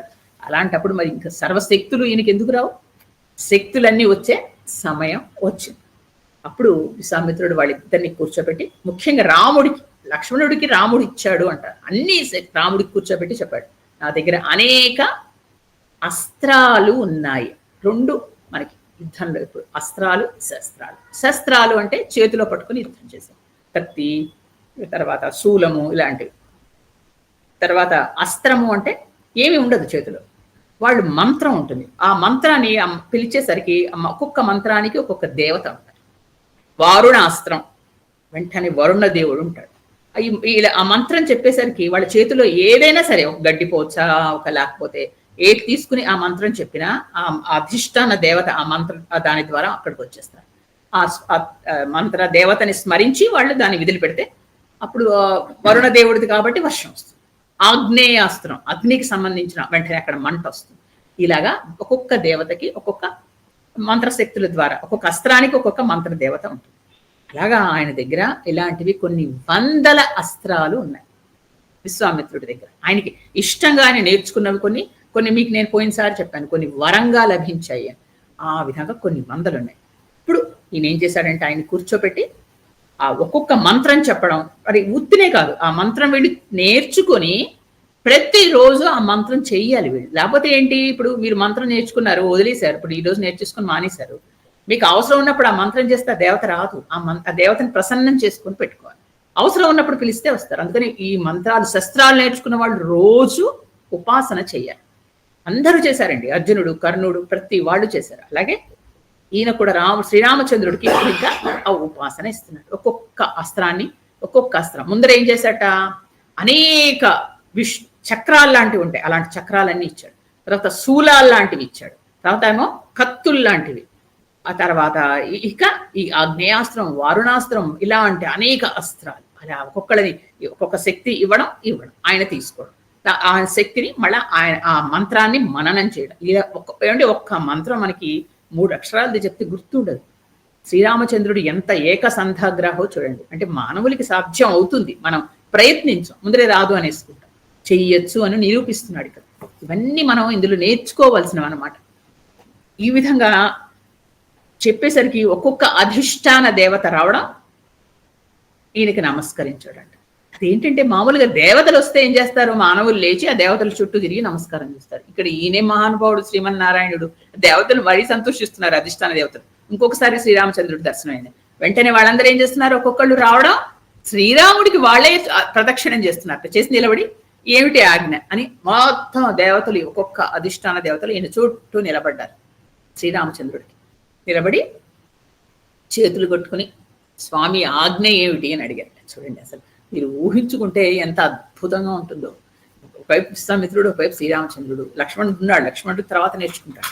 మొత్తం అధిష్ట మంత్ర ఆ శస్త్ర దేవతలు అందరూ వచ్చేసరికి అప్పుడు శ్రీరామచంద్రుడు చిరునవ్వుతో చెప్పాడు, నేను ఎప్పుడు మిమ్మల్ని స్మరిస్తే అప్పుడు రండి, ఇప్పుడు నాకు అవసరం లేదు, నేను ఈ మంత్రాలన్నీ గుర్తుపెట్టుకుంటాను, వాళ్ళందరూ నీకు విజయం మొగ్గుగాక, ఎప్పుడు నువ్వు తలుచుకుంటే అప్పుడు నీతో వచ్చి ఏది కావాలంటే అది మేము చేసి పెడతామని చెప్పి అందరూ మాయమయ్యారు. అప్పుడు వెంటనే ఆయన శ్రీరామచంద్రుడు ఇంకొకటి గొప్ప విషయం జరుగుతుందండి. అప్పుడు అస్త్రాలన్నీ నేర్చేసుకున్నారు, తీసేసుకున్న తర్వాత శ్రీరామచంద్రుడు తనకు తనుగా ఒక ప్రశ్న అడుగుతాడు. స్వామి, నాకు అన్నీ మీరు అస్త్రాలన్నీ నేర్పించారు, ప్రయోగం చేయొచ్చు, కానీ ఉపసంహారం నేర్పించరా అని అడిగాడు. విశ్వామిత్రుడు మురిసిపెట్టండి ఆ మాట చెప్తే. అలా ఎవ్వరు అడగరు, ఎందుకో తెలుసా అండి, ప్రయోగం చేసి చంపడం చూస్తారు, అంతేగాని ఉపసంహారం ఎందుకు చేస్తారు? చేసిన తర్వాత వాళ్ళు శరణ వేడారు అనుకోండి, లేదు నేను చేసింది తప్పైనా ఇంకా నీళ్ళ వద్దు అని అంటే ఆయనకి మళ్ళా కరుణ, స్వామి కరుణా స్వభావం కదా, వెంటనే ఉపసంహారం తీసేసుకుంటాడు, వద్దులే నీ పోనీలే నేను ఉపసంహారం చేస్తున్నాను. ఇంత ఆలోచించాడు ఆయన, ఆలోచించి ఉపసంహారం కూడా నేర్పించాడు. ఆయన పొంగిపోయి అన్ని ఉపసంహారాలు కూడా నేర్పించాడు. అప్పుడు ఆయన అడిగాడు, నేను మా తమ్ముడికి నేర్పించాను అని, నాది నాకు ప్రత్యేకంగా చెప్పక్కర్లేదు, నువ్వు నీ తమ్ముడికి అన్ని చెప్పుకోవాలి. అందుకని శ్రీరామచంద్రమూర్తి లక్ష్మణుడికి ఇవన్నీ నేర్పించాడు, ప్రయోగాలు, ఉపసంహారాలు, అన్ని అస్త్రాలు నేర్పిస్తే ఆయన కూడా ఈయనంత సూక్ష్మంగా, ఇంత సూక్ష్మగ్రాహి చక్కగా అన్ని నేర్చుకున్నారు. ఇద్దరు అన్నదమ్ములు ఇద్దరు నేర్చుకుంటే ఆ అస్త్రాల ప్రయోగం, ఉపసంహారం చెప్పిన తర్వాత విశ్వామిత్రుడి ఒంటి మీద బరువు తగ్గిపోయిందిటండి. అంతవరకు ఈ అస్త్రాలు ఇన్ని ఆయన నేర్చుకుని, ఎవరికైనా జ్ఞానం అనేది ఒక్కొక్కసారి బరువు అయిపోతుంది, ఇంకొకళ్ళకి చెప్పాలి, మన నుంచి వెళ్ళాలి. ఆ తర్వాత అమ్మయ్య లోక రక్షణార్థం శ్రీరామచంద్రుడు వాటిని సద్వినియోగం చేస్తాడు అనుకున్న తర్వాత అన్ని ఆయనకు అప్పగిచ్చిన తర్వాత ఇంకా నా పని ఇంకా లేదు, తగ్గింది, నా జన్మకి ఇంకేమింది సాఫల్యత అని ఆయనకి చాలా తేలిక పడ్డాట విశ్వామిత్రుడు. తేలిక పడిన తర్వాత అప్పుడు ఇక మెల్లిగా వాళ్ళని అక్కడి నుంచి నడిపించుకుని తీసుకుని వెళ్తే అక్కడ ఇంకొక ఆశ్రమం దగ్గరికి ప్రవేశిస్తే అత్యద్భుతంగా ఉంది ఆశ్రమం. ఆ పిట్టలు ఏదో అంటారు చూసారా, వసంత ఋతువులో కూస్తున్న కోయిలల్లాగా వినిపిస్తున్నాయి, ఇంకా మాకు అప్పుడప్పుడు వచ్చాయి ఇక్కడ చుట్టుపక్కల. తర్వాత అసలు ఆ చెట్లు, చివుళ్ళు, ఆ జంతువులు కూడా సాధువుగా ఉన్నాయి, ఇలా తిరుగుతున్నాయి, ఎంతో అందంగా ఉన్నాయి, నెమళ్ళు ఒకటి కాదు. ఋషులందరూ ఎదురొచ్చి స్వాగతం చెప్పారు. గొప్ప ఆశ్రమానికి వచ్చారు. వస్తే ఎంతో మనోహరంగా ఉంది. అది చూసి వెంటనే శ్రీరామచంద్రుడు అడిగాడు, ఎంత బాగుంది ఈ ఆశ్రమం, ఇది ఎవరిది అని అడిగాడు. అది వెంటనే విశ్వామిత్రుడు అన్నట్ట, ఎంత సందేహాలు పుట్టవీరు శ్రీరామచంద్ర, అడుగుతూనే ఉంటాం, కానీ ఎంత ముచ్చటగా ఉంటుందో అని అన్ని చక్కగా చెట్టు కింద కూర్చోబెట్టడం, ఆయన కథలుగా చెప్తూ ఉన్నాడు. ఇలా చెప్పడం మొదలెట్టాడు. ఏంటంటే అది ఈ ఆశ్రమం నాది కాదు, నీది కూడా అన్నట్టు. అది ఒక చాలా నర్మగర్భమైన మాట అండి, చాలా గొప్ప మాట మాట్లాడతాడు విశ్వామిత్రుడు. అది మనకు ఎలా అనిపిస్తుందంటే, మన ఇంటికి ఎవరైనా వచ్చారనుకోండి, రండి ఇది మీ ఇల్లే అనుకోవాలి, మీరు చక్కగా ఉండండి అని అలా అన్నాడేమో అనుకుంటాం, ఎందుకంటే మనకు అలా అలవాటు కాబట్టి. అర్థంతో పైకి బానే ఉంది, కానీ వెనకార్థం వేరు. అదేంటో ఇప్పుడు మనం చూస్తాం. ఏంటంటే ఆయన ఏం చెప్పారంటే, ఇది వామన అవతారంలో వామనుడు ఉన్న ఆశ్రమం. వామనుడు ఇక్కడే పుట్టాడయ్యా, ఇక్కడ తపస్సు చేసుకున్నాడు, ఇక్కడ పైగా వామనుడి తండ్రి ఇక్కడ తపస్సు చేసి ఆయన ముక్తి పొందాడు, అందుకని అలాంటి ఆశ్రమం ఇది. దీని పేరు సిద్ధాశ్రమం అంటారు అని చెప్పారు. సిద్ధాశ్రమం ఈ మాట మనం చాలా వింటున్నాం ఈ మధ్య. సిద్ధాశ్రమం ఎక్కడ తెలుసండి, హిమాలయాల్లో ఎక్కడో ఉంటుంది. ఇది ఎవ్వరికి కనిపించదు. అక్కడికి ఇప్పటికీ చాలా మంది సిద్ధులు, అంటే నిజానికి ఋషులందరూ అక్కడే ఉంటారు అంటారు. మరి మనకు కనపడరే, మనకి మనలాంటి వాళ్ళే కనపడతారు. మనకి సిద్ధులు ఎందుకు కనపడతారండి? సిద్ధులకు సిద్ధులు కనపడతారు కదా. అక్కడికి చూసిన వాళ్ళు, వెళ్ళిన వాళ్ళు వెళ్ళామంటారు, మనకు తెలీదు. అంత గొప్ప సిద్ధులు అక్కడ హిమాలయాల్లో ఆ సిద్ధాశ్రమం ఉంటుంది. వాళ్ళందరూ లోకరక్షణం కోసం చూస్తూ ఉంటారు. హిందువులు కాపాడడం, ప్రజలు ఇవన్నీ చూస్తారట వాళ్ళు. అలాంటి వాళ్ళు అక్కడే కాదండి, మనకి తిరుమల కొండల్లోనూ శ్రీశైలం కొండల్లోనూ అనేక గుహల్లో అక్కడక్కడ ఉంటారట వాళ్ళు. ఇలాంటివన్నీ సిద్ధాశ్రమాలు ఉంటాయి. కానీ పెద్ద సిద్ధాశ్రమం ఉండేది హిమాలయాల్లో ఉండి ఆ సిద్ధులందరూ గమనిస్తూ ఉంటారట మనల్ని. అందుకని మనం వాళ్ళకి తప్పనిసరిగా ఋషులకి వాళ్ళకి నమస్కారం చేసుకోవాలి, ముఖ్యంగా సాయంత్రం సమయంలో ఉంటారు. ఎందుకంటే ఇలాంటి ధార్మికమైన మన కార్యక్రమాలు మనం ఏమైనా చేస్తున్నప్పుడు వాళ్ళ ఆశీర్వచనం ఇస్తారు మనకి, చక్కగా నిర్విఘ్నంగా జరుగుతుంది అని. తర్వాత మనల్ని మనలో ప్రవేశించి మనకు లేని కొత్త శక్తులు ఇప్పించి చేయించేలాగా. మనకి ఆ రోజు ప్రోగ్రామ్కి రావడానికి కుదరట్లేదు అనుకోండి, ఏదో విధంగా దాన్ని అన్ని సవరించేసి మనం కూర్చునేలాగా, అన్ని నేనే కాదండి మీరు కూడా అందరూ ప్రతి వాళ్ళు అలా ఉండేలాగా చేయిస్తారండి. అందుకని ఆ సిద్ధ పురుషులు అలాంటి వాళ్ళు మనకు కనపడరు, మన పైన ఎక్కడో ఉండుంటారు ఆంజనేయ స్వామి లాగా. అలాంటి గొప్ప వాళ్ళు అలాంటి ఆశ్రమానికి తీసుకెళ్ళి చెప్పాడు. ఏంటి ఇక్కడ అంటే, అక్కడ ముందర అక్కడ అదితి కశ్యపుడు భార్యాభర్తలు వాళ్ళు అక్కడ ఆశ్రమంలో ఉండేవాడు. వాళ్ళు తపస్సు చేశారట. ఏంటి వాళ్ళకి తపస్సు? ఎన్నో ఏళ్ళు చేశారు. చేస్తూ ఉన్నారు. ఈ లోపల ఏమైంది అంటే, దేవతలకి దానవులకి యుద్ధం అయినప్పుడు దానవుల్లో బలి చక్రవర్తి వచ్చాడు. బలి చక్రవర్తి ప్రహ్లాదుడికి మనవడు. తను మంచివాడే, కానీ రాక్షస వంశంలో పుట్టాడు. అతని చుట్టూ వాళ్ళు మంచివాడు కాదు. మరి రాక్షస వంశంలో గురువుగారు శుక్రాచార్యుడు, మిగతా రాక్షసులందరూ రాక్షస బుద్ధి ఉన్నవాళ్ళే. ఇతనిలో కొంత మంచి బుద్ధి ఉన్నా మరి అందరూ ఉన్నప్పుడు తప్పదు. అతను అందరూ కలిసి ఏం చేశారు, మన ముల్లోకాలు జయించాలి, మన ఇన్ని రోజులు వాళ్ళు హింస పెట్టారు, అందుకని ఒక పెద్ద యజ్ఞం చేయమన్నారు. ఇతను అందరినీ జయించడం మొదలెట్టాడు. అందరినీ జయించేస్తున్నాడు. దేవేంద్రుడిని జయించేశాడు. ఆయన్ని అన్ని మొత్తం లోకాలన్నీ జయించి ఇంకా యజ్ఞం చేస్తున్నాడు. అంటే ఏంటి, ఇంకా ఎప్పుడు ఎవరు రాకుండా రాక్షసులే ఎప్పుడు పైకి ఉండేలాగా. దానికి ఎలాగా యజ్ఞాన్ని ఆపడం అని ఆలోచిస్తున్నారు. దానికి మళ్ళా శ్రీ మహావిష్ణువు రావాలి తప్పనిసరి అని అనుకున్న సమయంలోనే అతిథి కశ్యపుడు తపస్సు చేస్తున్నారు. ఇప్పుడు ప్రత్యక్షమయ్యారు విష్ణుమూర్తి. ఏంటి మీ కోరిక, ఎందుకు ఇంత తపస్సు చేస్తున్నారు అంటే, స్వామి మీరు మాకు కొడుకుగా కలగాలి అన్నారు. అంటే తప్పనిసరిగా మీ వంటి కొడుకు కావాలి అంటే, నా వంటి వాడు వేరే లేడు, నేనే మీ కొడుకుగా వస్తాను, మీకు నేను ఆవిర్భవిస్తాను కొడుకుగా అని వామనుడిగా అదితి గర్భంలో ఆయన జనించింది. ఇదే ఆశ్రమంలో జన్మించిన తర్వాత ఆయనకి ఆ ఒడుగు అది చేసి అక్కడికి పంపిస్తారు. ఆయన 5 ఏళ్లతో పుట్టుతూనే ఆయన సద్యోగర్భం అంటారు, అలాగా వచ్చి వెంటనే అక్కడికి వెళ్ళాడు బలి చక్రవర్తి. నాకు ఇవన్నీ విశ్వామిత్రుడికి చాలా ఇష్టం అంట, వామన అవతారం అంటే. అందుకే వచ్చి అక్కడ ఆశ్రమంలో వామన అవతారం మనకి మాత్రం ఇష్టం లేదండి, తలుచుకుంటేనే ఒళ్ళు పులకరిస్తుంది కదా. అంత మహావిష్ణువు 5 ఏళ్ల పిల్లవాడయ్యి తాను ఆయన అడగడం ఏంటంటే ఇప్పటికీ నాకు అర్థం కాని విషయం అది. ఆయన తలుచుకుంటే ఇలా చంపేచ్చే బలిచక్రవర్తిని, కానీ చేయలేదు అలాగా. ఎంత న్యాయం, ఎంత ధర్మం. నాకు అసలు చాలా నేను ఎమోషనల్ అయిపోతాను. నేను వామనమూర్తి వచ్చేసరికి, భాగవతంలో కూడా అంతే, మేము చాలా అందులో డెప్త్లోకి వెళ్ళేసరికి తట్టుకోలేము అసలు. అంత న్యాయం, ధర్మం అన్నీను. అతి ఎమోషనల్ క్యారెక్టర్ వామన వచ్చారు. అక్కడికి వెళ్ళి ఆ బలి చక్రవర్తి దగ్గర ఆయనకి తెలుసు, శుక్రాచార్యుడు హెచ్చరిస్తాడు, ఈయన ఎవరో కాదు మా శ్రీ మహావిష్ణువు అంటే. ఆయన పర్వాలేదు, అయినా సరే నా చెయ్యి పైన ఆయన చెయ్యి కింద ఉంటే అంతకంటే నాకు కావాల్సిందే ఉంది. 3 అడుగులు దానం ఇస్తే. మొన్న కూడా మనం అనుకున్నాం, ఆ 3 అడుగులు తీసుకుంటే ఆయనకి గిల్టీ ఫీలింగ్ వచ్చేసింది. నేనేమో ఇంత అడుగు చూపించాను, ఇంత అడుగు వేశాను అని. అది నవ్వుతూ అంటారు నిజంగా, కానీ శ్రీ మహావిష్ణువుకి ఎప్పుడు గిల్టీ ఫీలింగ్ ఉండిపోయారు. ఆక్రమించిన తర్వాత మనకి అందరికి చెప్పిన కథలు మొన్న కూడా మనం అనుకున్నాం. ఆయన్ని అడుగుకి తొక్కేశాడు, తొక్కలేదండి, ఆయన ఏమి చంపలేదు కూడా. ఆయన ఏం చెప్పాడంటే, నీకు పాతాళంలో ఉన్న ఒక లోకాన్ని నీకు ఇస్తాను, ఆ లోకంలో నువ్వు ఉండు, ఇప్పుడు కాకుండా ఇంకా నెక్స్ట్ కొన్ని యుగాల తర్వాత నువ్వే పైకి వస్తావు, నువ్వే దేవేంద్రుడు అవుతావు అని వరం ఇచ్చాడు. నిజానికి వరాలు ఇచ్చాడు ఆయనకి, అంతేగాని ఆయన తొక్కి చంపేశాడు అన్నట్టు మనకి ఏమిటో అలాగా ఆయనకు తల మీద కాలు పెట్టి తొక్కాడు. ఏమీ తొక్కడండి, ఆయన్ని పాతాళంలో ఒక లోకానికి రాజుగా చేశాడు. చేసి అక్కడ ఎదుర్కొంటే ప్రహ్లాదుడు ఉన్నాడు. ఎందుకంటే మనవడు యజ్ఞం చేస్తున్నాడని స్వర్గం నుంచి ఆయన వచ్చి చూస్తున్నాడు.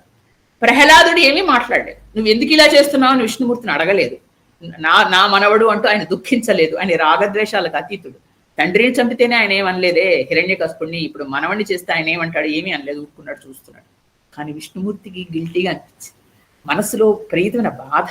అందుకని ఆయన ఏం చెప్పాడు, ఈయన్ని రాజుగా చేయడం కాదు, ఈయన రాజ్యం పైన గేట్ దగ్గర నేను నిలబడి కాపలా కాస్తా అన్నట్టు. ఇది ఎవరైనా ఆయనకి చెప్పారా? ఏమంటే కాపలా కాయమని ఆయన ఎవరికైనా చెప్పారా?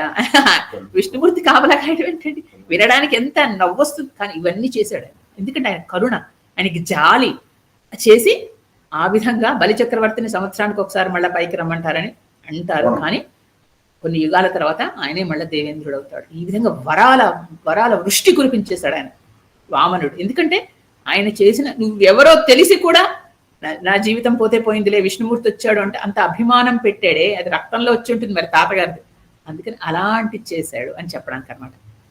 అలా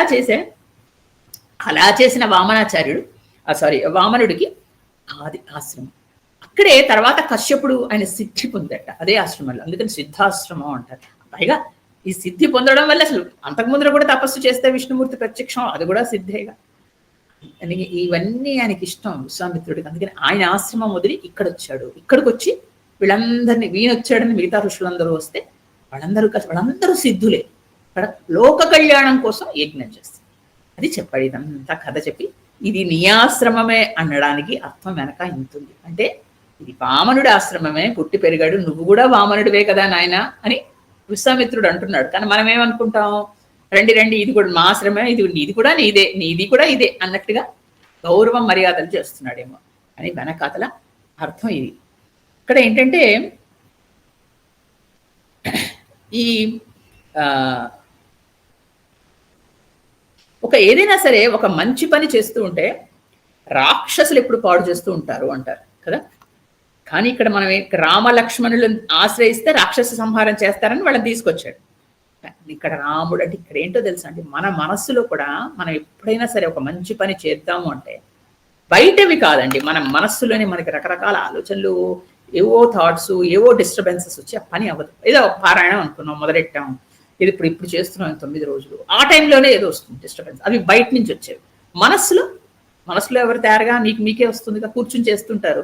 అదే టైంలో ఏదో ఆలోచిస్తుంది, రాకూడని ఆలోచన, అనవసరమైన ఆలోచన.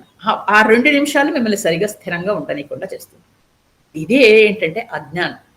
మన పూర్వజన్మ ప్రారంభాలన్నీ ఉంటాయి, అడ్డం పడుతూ ఉంటాయి.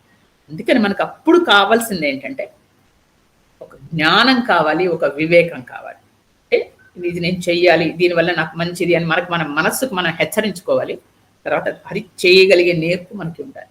ఈ జ్ఞాన వివేకాలే రామలక్ష్మణుడు. వాళ్ళు మనం మంచి పని చేస్తుంటే వచ్చే ఈ చెడుగా వచ్చే రాక్షసుల్ని అడ్డం పడతారు. అందుకని జ్ఞానం, వివేకం ఇలా వెనకాతలు ప్రతిదానికి అర్థం ఉంది అంటూ ఉంటారు. అప్పుడు మన మనసులో అసుర భావాలు వస్తున్నప్పుడు మనకి కావాల్సింది రామ లక్ష్మణులు మన మనస్సుని అలా కంట్రోల్ చేస్తారన్నమాట. సరే, ఇదంతా అయిన తర్వాత ఇక్కడికి వీళ్ళు వచ్చారు, వీళ్ళు దండం పెట్టేసుకున్నారు, అందరికీ పరిచయం చేశారు. చేసిన తర్వాత వీళ్ళకి అతిథి సత్కారాలు చేశారు. వీళ్ళు విశ్రమించండి, నేను రేపొద్దున్నే యాగం మొదలెడతాను, యాగ దీక్ష తీసుకుంటాను, 6 రోజులు 6 రాత్రులు 6 పగళ్ళు అని చెప్పేశాడు విశ్వామిత్రుడు. వెళ్ళిపోయాడు ఆయన ఆశ్రమానికి. వీళ్ళు కూడా విశ్రమించారు. పొద్దున్నే లేచి స్నానాధికారులు ముగించుకుని విశ్వామిత్రుడి దగ్గరికి వచ్చాడు. ఆయన కూర్చుని ఉన్నాడు అక్కడ, ఒక సూర్యుడిలా వెలిగిపోతున్నట్టు విశ్వామిత్రుడు యాగ దీక్ష తీసుకుని ఉన్నాడు. ఇక్కడికి వచ్చి రాముడు అడిగాడు, ఈ రాక్షసులు ఏ సమయంలో వస్తారు, ఎటువైపు నుంచి వస్తారు, మేము సిద్ధంగా ఉన్నాము బాణాలతోటి. అంటే ఆయన చిన్న చిరునవ్వు నవ్వి ఊరుకున్నాడు. విశ్వామిత్రుడు మాట్లాడలేదు. అప్పుడు పక్క నుంచి ఋషులు వచ్చి అని పిలిచి రాముడిని లక్ష్మణ్ని పక్కకు పిలిచి ఆయన మౌన దీక్షలో ఉన్నారు. 6 రోజులు మాట్లాడరు, ఏమీ చెప్పరు, దీక్ష తీసేసుకున్నారు ఆయన. అందుకని మేం చెప్తాం, ఇటు రండి అని తీసుకెళ్ళి చెప్పారు. ఏంటంటే రాక్షసులు ఎటు నుంచి వస్తారో మనం చెప్పలేం, ఎప్పుడు వస్తారో కూడా తెలియదు. 6 రోజులు అంటే 6 దినం 6 పగళ్ళు 6 రాత్రుళ్ళు యాగం జరుగుతుంది, ఎటు నుంచి అయినా రావచ్చు, కాబట్టి మీరు జాగ్రత్తగా ఉండండి అని చెప్పారు. వెంటనే రాముడు లక్ష్మణుడు అన్నారు, మీరు యాగం మొదలెట్టండి, మేము రక్షణ భారం తీసుకుంటాం, మీరు ఇంకా భయపడద్దు, ఎవరైనా వస్తారని మీరు చూడక్కర్లే, మీరు జాగ్రత్తగా యాగం మీద కాన్సన్ట్రేట్ చేసుకోండి, మేము చూసుకుంటామని. ఆ యాగశాల చుట్టూ వీళ్ళిద్దరూ తిరుగుతూ ఉన్నారు, రాముడు లక్ష్మణుడు. తిరుగుతూ ఉంటే ఈయన యాగం మొదలెడుతూ చూసారా అగ్నిలో వేస్తూ ఉంటారు నెయ్యి, సుక్కులు స్రవాలు అంటారు, ఆ పొడుగు గరిటెలు అలాంటివి ఉంటాయి కదా చక్కవి, దాంతో తీసుకుని చేస్తూ ఉంటారు. స్వాహ అంటూ ఉంటారు మధ్యలో. స్వాహ అన్నప్పుడల్లా విశ్వామిత్రుడు రాముడినే చూస్తున్నాడు. ఎదురుకుండా ఆయన ఇలా తిరుగుతుంటే ఇలా ఎక్కడున్నాడు రాముడు అంటూ చూస్తున్నాడు. కొద్దిసేపు చూశాడు లక్ష్మణుడు, ఆశ్చర్యపడ్డాడు. ఎందుకు స్వాహ అన్నప్పుడల్లా ఇలా ఎందుకు మనల్నే ఇలా చూస్తున్నాడు, ఈయనకి మనం సరిగా కాపలా కాయట్లేదు, ఆయన అనుమానం వస్తుందా ఏమిటో అలా ఆలోచించుకుంటున్నాడు లక్ష్మణుడు. అంటే రాముడు చిన్న చిరునవ్వు నవ్వి ఊరుకున్నట్టు, ఆయన ఏం మాట్లాడలేదు. కానీ అర్థం ఏంటంటే ఇక్కడ వెనక విశ్వామిత్రుడు ఎందుకు స్వాహ అని ఎవరికి ఇస్తాను, దేవుడికి పిలిచిస్తారు కదా, దేవత ఎదురుకుండా తిరుగుతున్నాడు అటు ఇటు, ఇంకా అక్కడెక్కడో ఎందుకు చూడడం అని రాముడిని చూస్తూ ఇస్తున్నాడు కదా. వీటి వెనకాతలు ఇన్ని అర్థాలు ఉంటాయండి. అందుకే విశ్వామిత్రుడు తెలుసు ఆయన దేవుడు కని కదా. అలాగా అక్కడ ఎవరైతే అసలు అడుగు పెడితే బాధలు దూరం అవుతాయని వీళ్ళందరూ విశ్వసిస్తారో అలాంటి సిద్ధాశ్రమంలో యాగం జరుగుతుంది. ఇక్కడ చేస్తూ ఉంటే ఈ యజ్ఞ దీక్ష తీసుకున్నాడు, ఇంత చక్కగా యాగం చేస్తూ ఉంటే ఒక రోజు జరిగింది, 2 జరిగింది, 3, 4, 5 ఎక్కడ పగళ్ళు రాత్రులు ఎవ్వరూ రాలేదు. ఇంకా అప్పుడు ఋషులు హెచ్చరించారు, 5 రోజులు రాలేదు, ఇంకా వాళ్ళు ఖచ్చితంగా ఈ రోజు వస్తారు, రామ లక్ష్మణ మీరు చూసుకోండి జాగ్రత్త అని. వెంటనే వీళ్ళు అత్యంత జాగరూకతతో చూస్తున్నారు. పాపం 6 రోజులు పిల్లలిద్దరు నిద్రపోలేదండి, నిద్ర లేదు, ఆహారం లేదు, అలాగే జాగ్రత్తగా కాపలా కాస్తూనే ఉన్నారు. ఎందుకంటే ఏమో వెళ్ళిపోయి పడుకున్న క్షణంలో వాళ్ళు వచ్చేస్తే వాళ్ళ యజ్ఞం పాడైపోతుంది, పైనుంచి రక్తాలు మాంసాలు వేస్తున్నారు కదా వాళ్ళు, అందుకని జాగ్రత్తగా ఉన్నారు. సరిగ్గా 6వ దినం యజ్ఞం మొదలవుతుంటే అప్పుడేమైంది, ఉన్నట్టుండి అగ్ని ఆకాశంలోకి ఎగిసిందిట పెద్ద ఎత్తున. ఇంత ఎత్తుగా అగ్ని లేచేసరికి వెంటనే ఋషులందరూ ఒకళ్ళ మొహాలొకళ్ళు చూసుకుంటున్నారు. ఏంటంటే ఆ అగ్ని ఎందుకు పైకి లేస్తుందంటే అది ఒక సంకేతం, రాక్షసులు వస్తున్నారు అని అగ్నిదేవుడు హెచ్చరిస్తున్నట్టు. వినపడుతోందండి?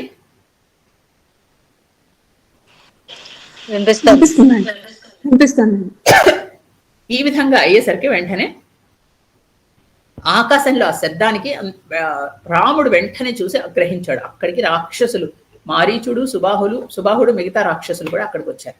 రాగానే అప్పుడు లక్ష్మణ చూడు ఎవరు వచ్చారు ఆకాశంలో అంటే, లక్ష్మణుడు కూడా చూసి వెంటనే బాణాలు అవి సంధించి సిద్ధంగా ఉన్నాడు.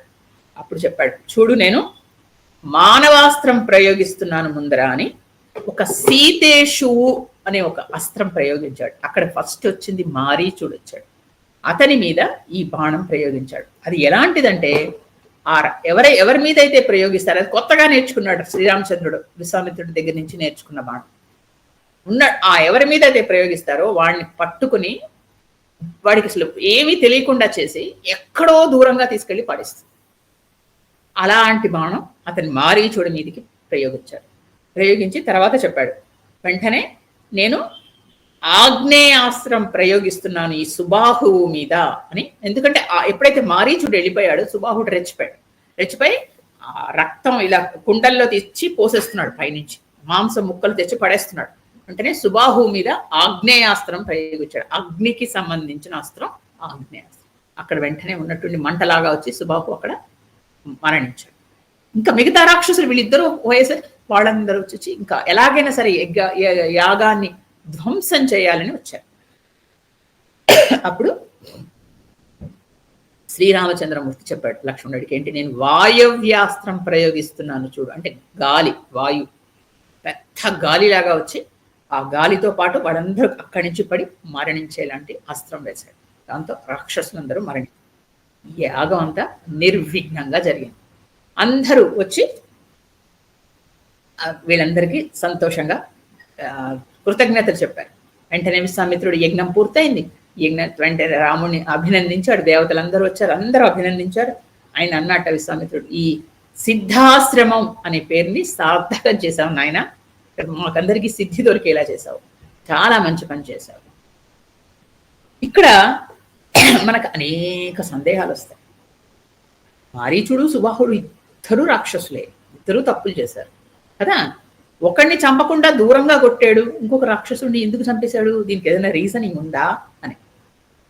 దేవతలు శ్రీరాముడి బుద్ధిలో ఆ క్షణం ప్రవేశించి ఆ విధంగా చేయించారు. ఎందుకంటే ఆ మారీచుడే రేపొద్దున మళ్ళీ బంగారు లేడీగా మారి మళ్ళా కథను ముందుకు నడపాలి.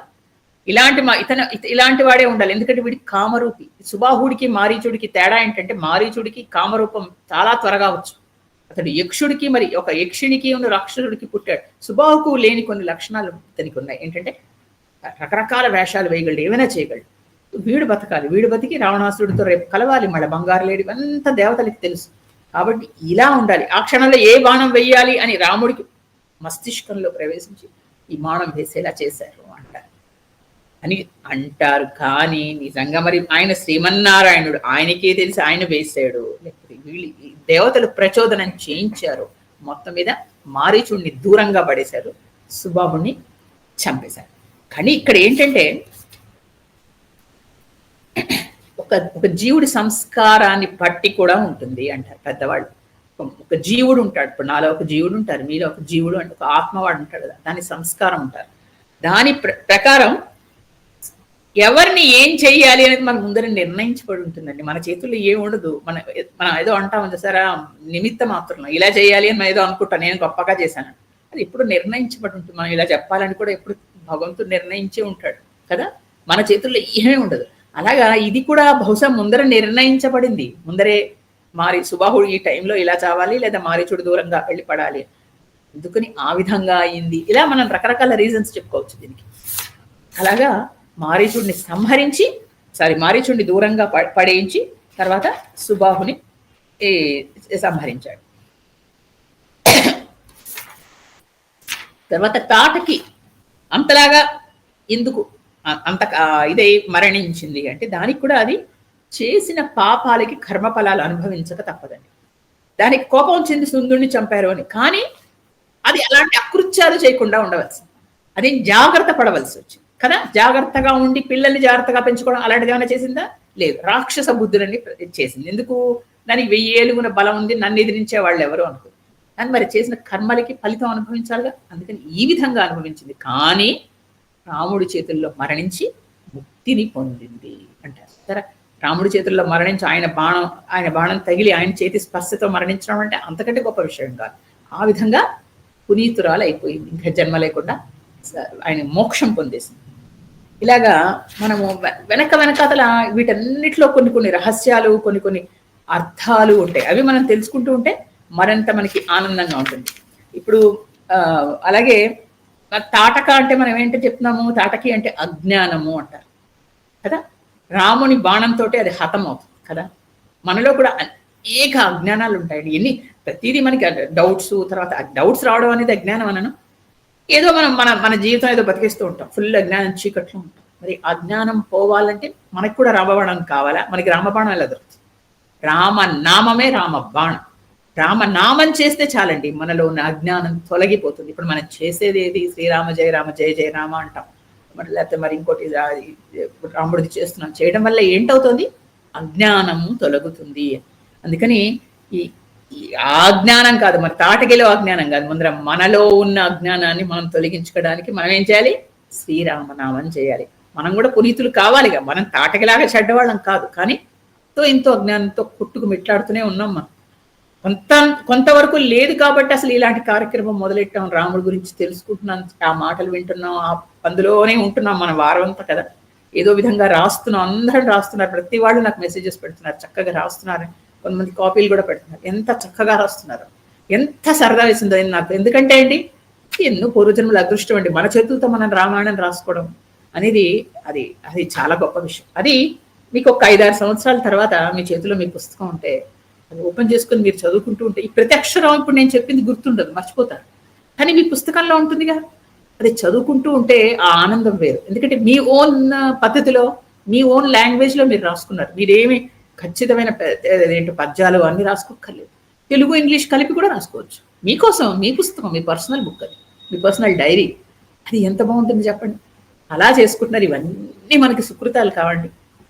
రామనామం చెప్తున్న రామకోటి రాసిన దానికంటే ఎక్కువ పుణ్యం రామాయణం రాయడం. కాబట్టి ఇదంతా ఒక యజ్ఞమే. ఈ యజ్ఞంలో, రామ యజ్ఞంలో మనం అందరం పాల్గొంటున్నాం, చక్కగా అన్ని చేసుకుంటున్నాం కదా. ఈ యజ్ఞాల్లో ఏంటంటే అజ్ఞానాన్ని తొలగించే ప్రయత్నాలు చేస్తున్నాం. అలాగా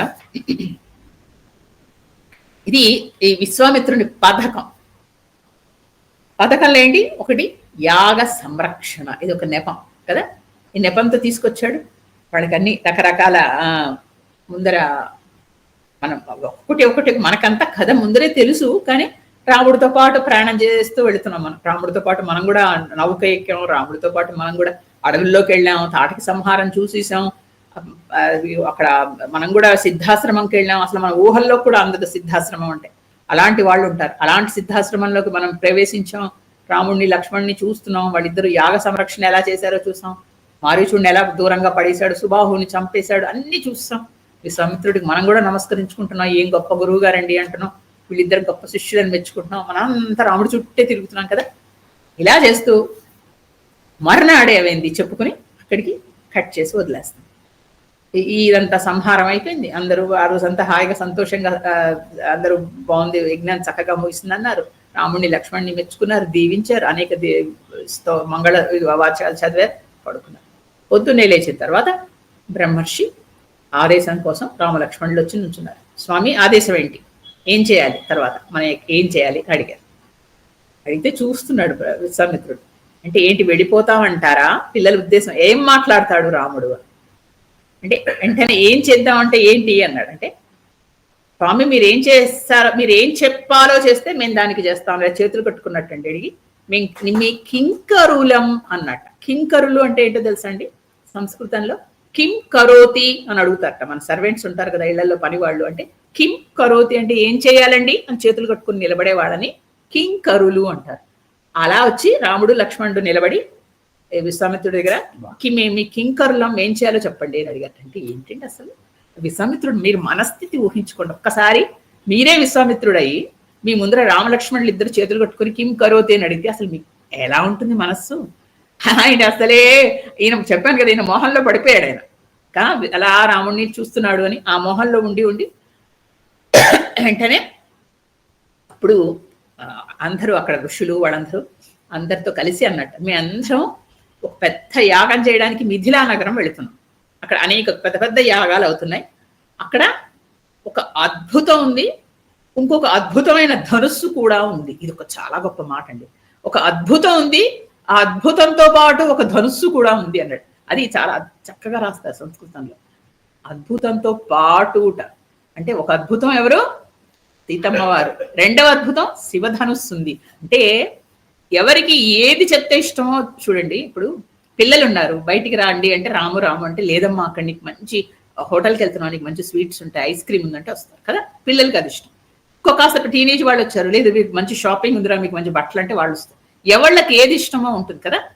అలాగే ఇక్కడ రాముడు క్షత్రియ కుమారుడు, అతనికి ఏంటి ఇష్టం, విల్లులు లేకపోతే పెద్ద పెద్ద కత్తులు. ఆయన చిన్నప్పటి నుంచి విల్లులు అంటే ఇష్టం.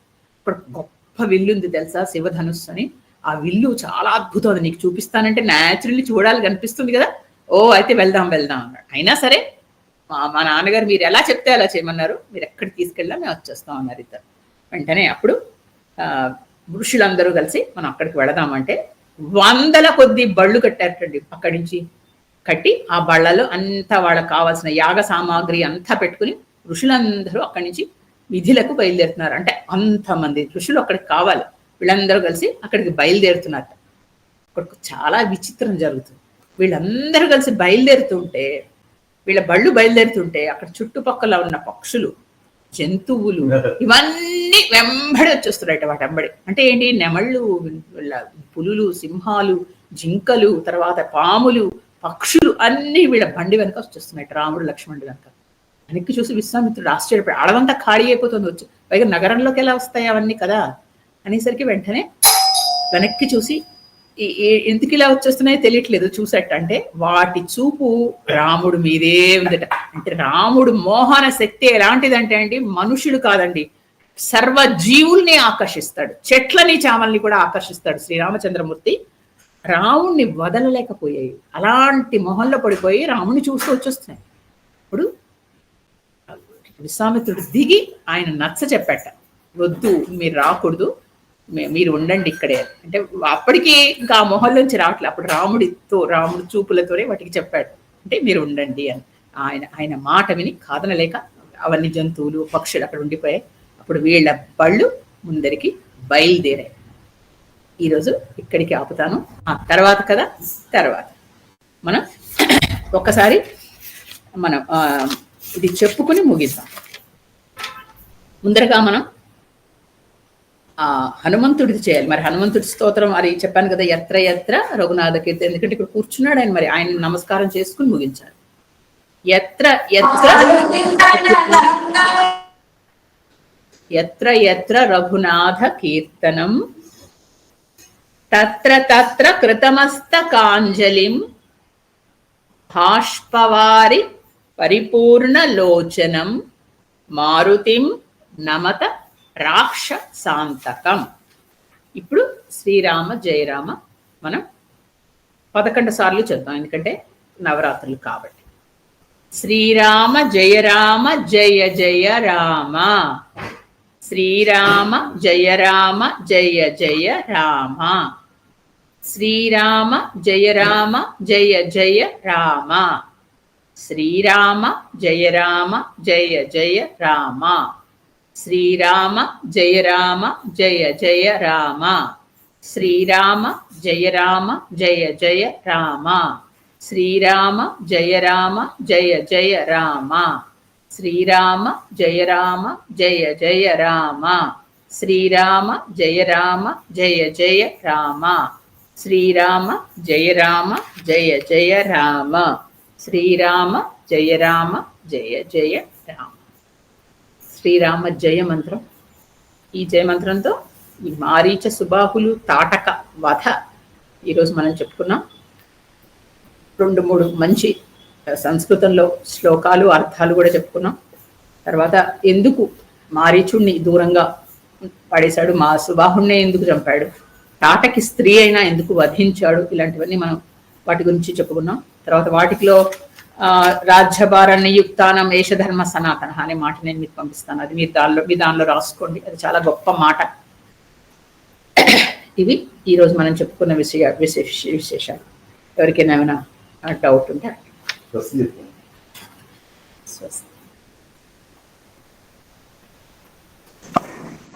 వలి గారు, తాటకి పెళ్లి చేసుకున్న రాక్షసుడి పేరేంటి?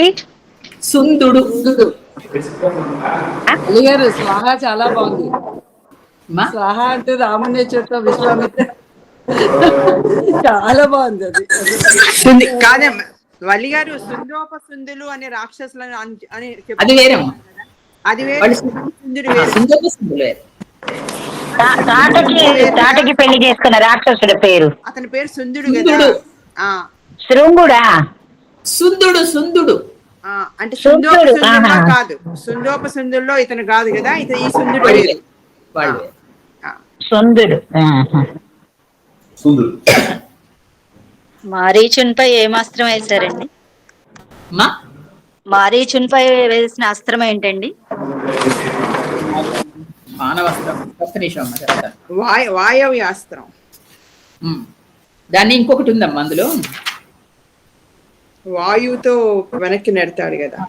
ఒక్క నిమిషం. సీతేషు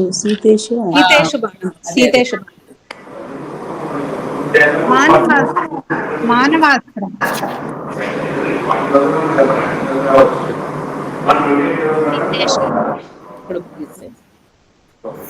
ఫస్ట్ మానవాస్త్రం, దాని పేరే సీతేషువు.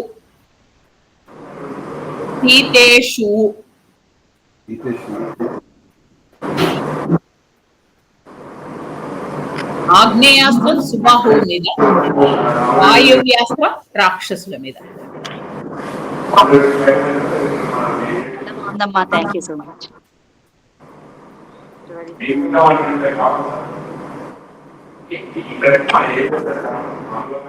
అమ్మా చెప్పిన గారు రాస్తారా శుభ? పాపం ప్రయాణంలో ఉన్నారు, చెప్పమ్మా. వచ్చేసారు. ఆదర్శమైన శిష్యులు ఎలా ఉండాలో చూపిస్తున్నారు రామలక్ష్మణ్. ఎప్పుడు పట్టుపరుపుల మీద పడుకునే చిన్నారులు అలా ఇబ్బంది పడుతుంటే విశ్వామిత్రునికి చాలా జాలి వేసి అనువైన వాక్యాలు చెప్పాడు. రామలక్ష్మణులు నిద్రపోయారు.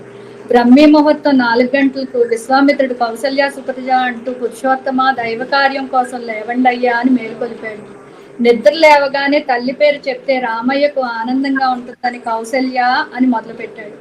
నరసాధుల అంటే నువ్వు నారసింహుడువు, దైవ కార్యానికి మేలుకో అని కూడా అంటున్నాడు. అందులో సంధ్య అన్నది గాయత్రి, వేదమాతే శ్రీరామచంద్రుడు అని కూడా సంబోధించాడు. వెంటనే రామలక్ష్మణులు లేచి విశ్వామిత్రునికి నమస్కరించారు. విశ్వామిత్రుని వెంట నావలో గంగ దాటి దట్టమైన అడవి చేరారు.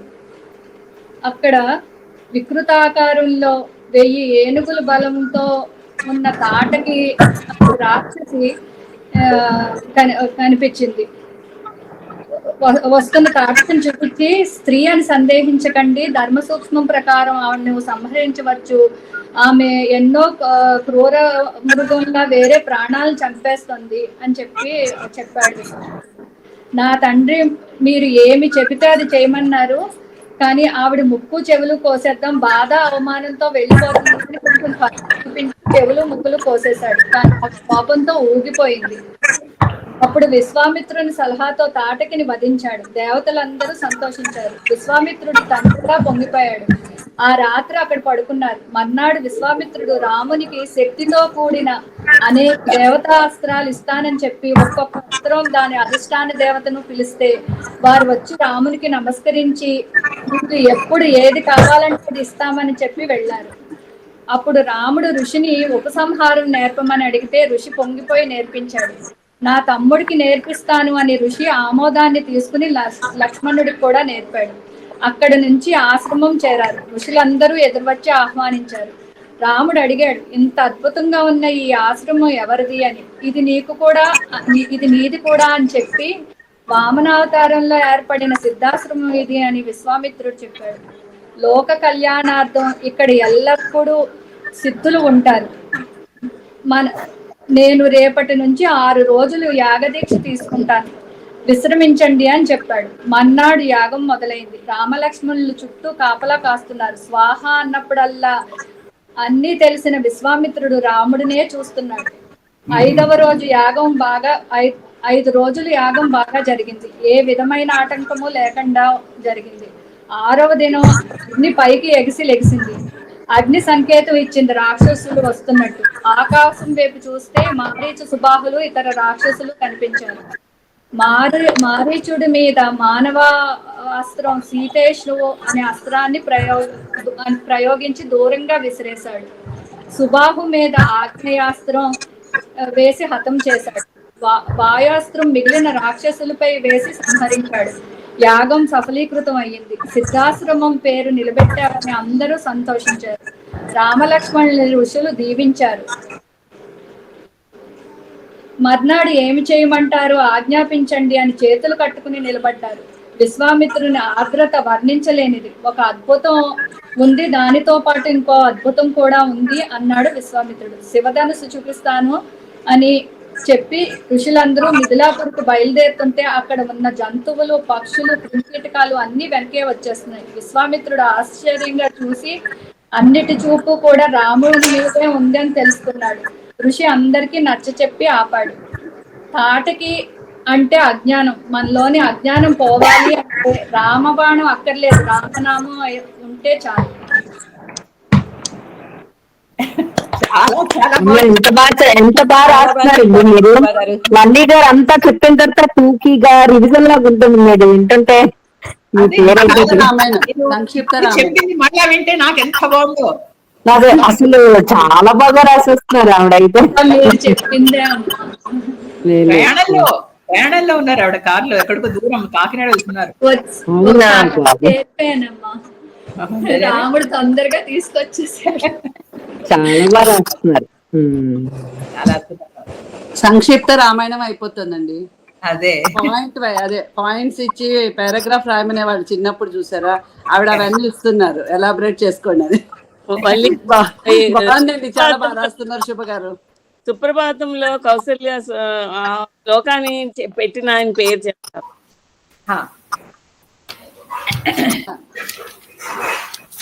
అసలు మొట్టమొదటి రాసిందేమో ప్రతివాది భయంకర అన్నన్. ప్రతివాది భయంకర అన్నన్ అని ఆయన సుప్రభాతం రాశారు. తర్వాత పాడిందేమో పివి అనంతశయన్ అయ్యంగార్. మనకి ఇదివరకు చూడండి, పాత సుప్రభాతం అంటే మగవాళ్ళు పాడింది వస్తూ ఉంటుంది, అది అనంతశయన్ అయ్యంగార్ ఆయన పేరు. తర్వాత ఎంఎస్ సుబ్బలక్ష్మి పాడింది. 29 శ్లోకాలు ఉంటాయి.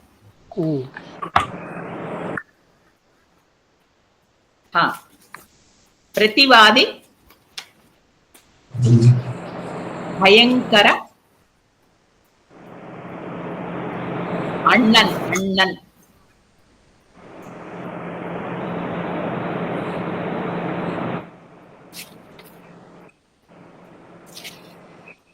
మొట్టమొదటి శ్లోకం శ్రీరామచంద్ర కౌసల్య సుప్రజారామ.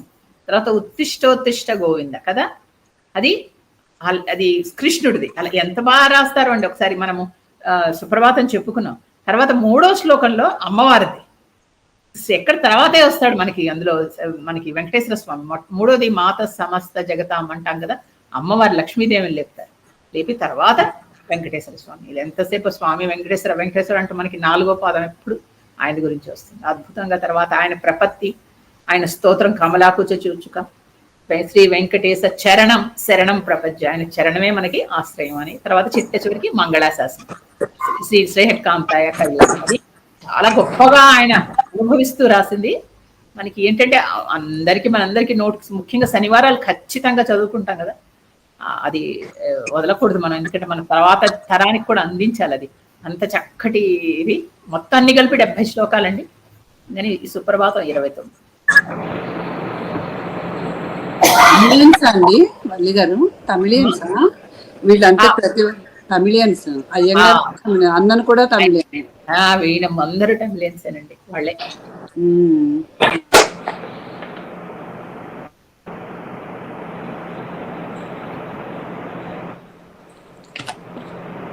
థ్యాంక్ యూ వల్లి గారు. థ్యాంక్ యూ వల్లి గారు.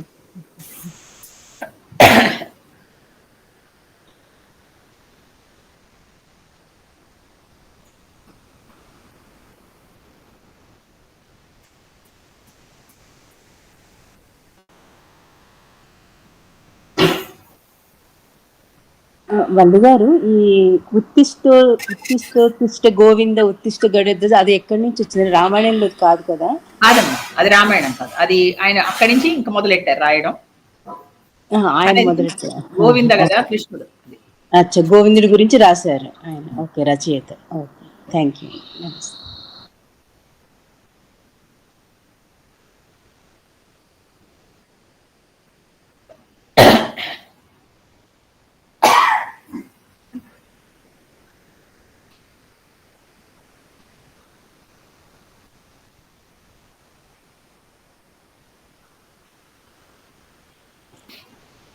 తాటకం అంటే అజ్ఞానం అని, మనలోని అజ్ఞానాన్ని రామబాణం అంటే రామనామం ద్వారా తొలగించుకోవాలని చెప్పింది. చాలా బాగుందమ్మా, చాలా చక్కగా ఉంది.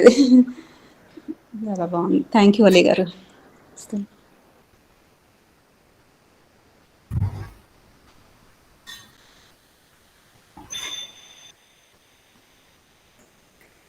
ఎవరికైనా ఏమైనా డౌట్స్ ఉన్నాయమ్మా?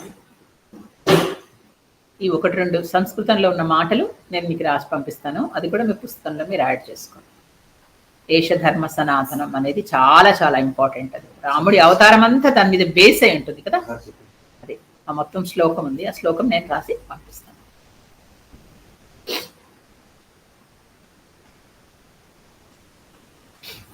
ఉంటానమ్మా, నమస్కారం, స్వస్తి.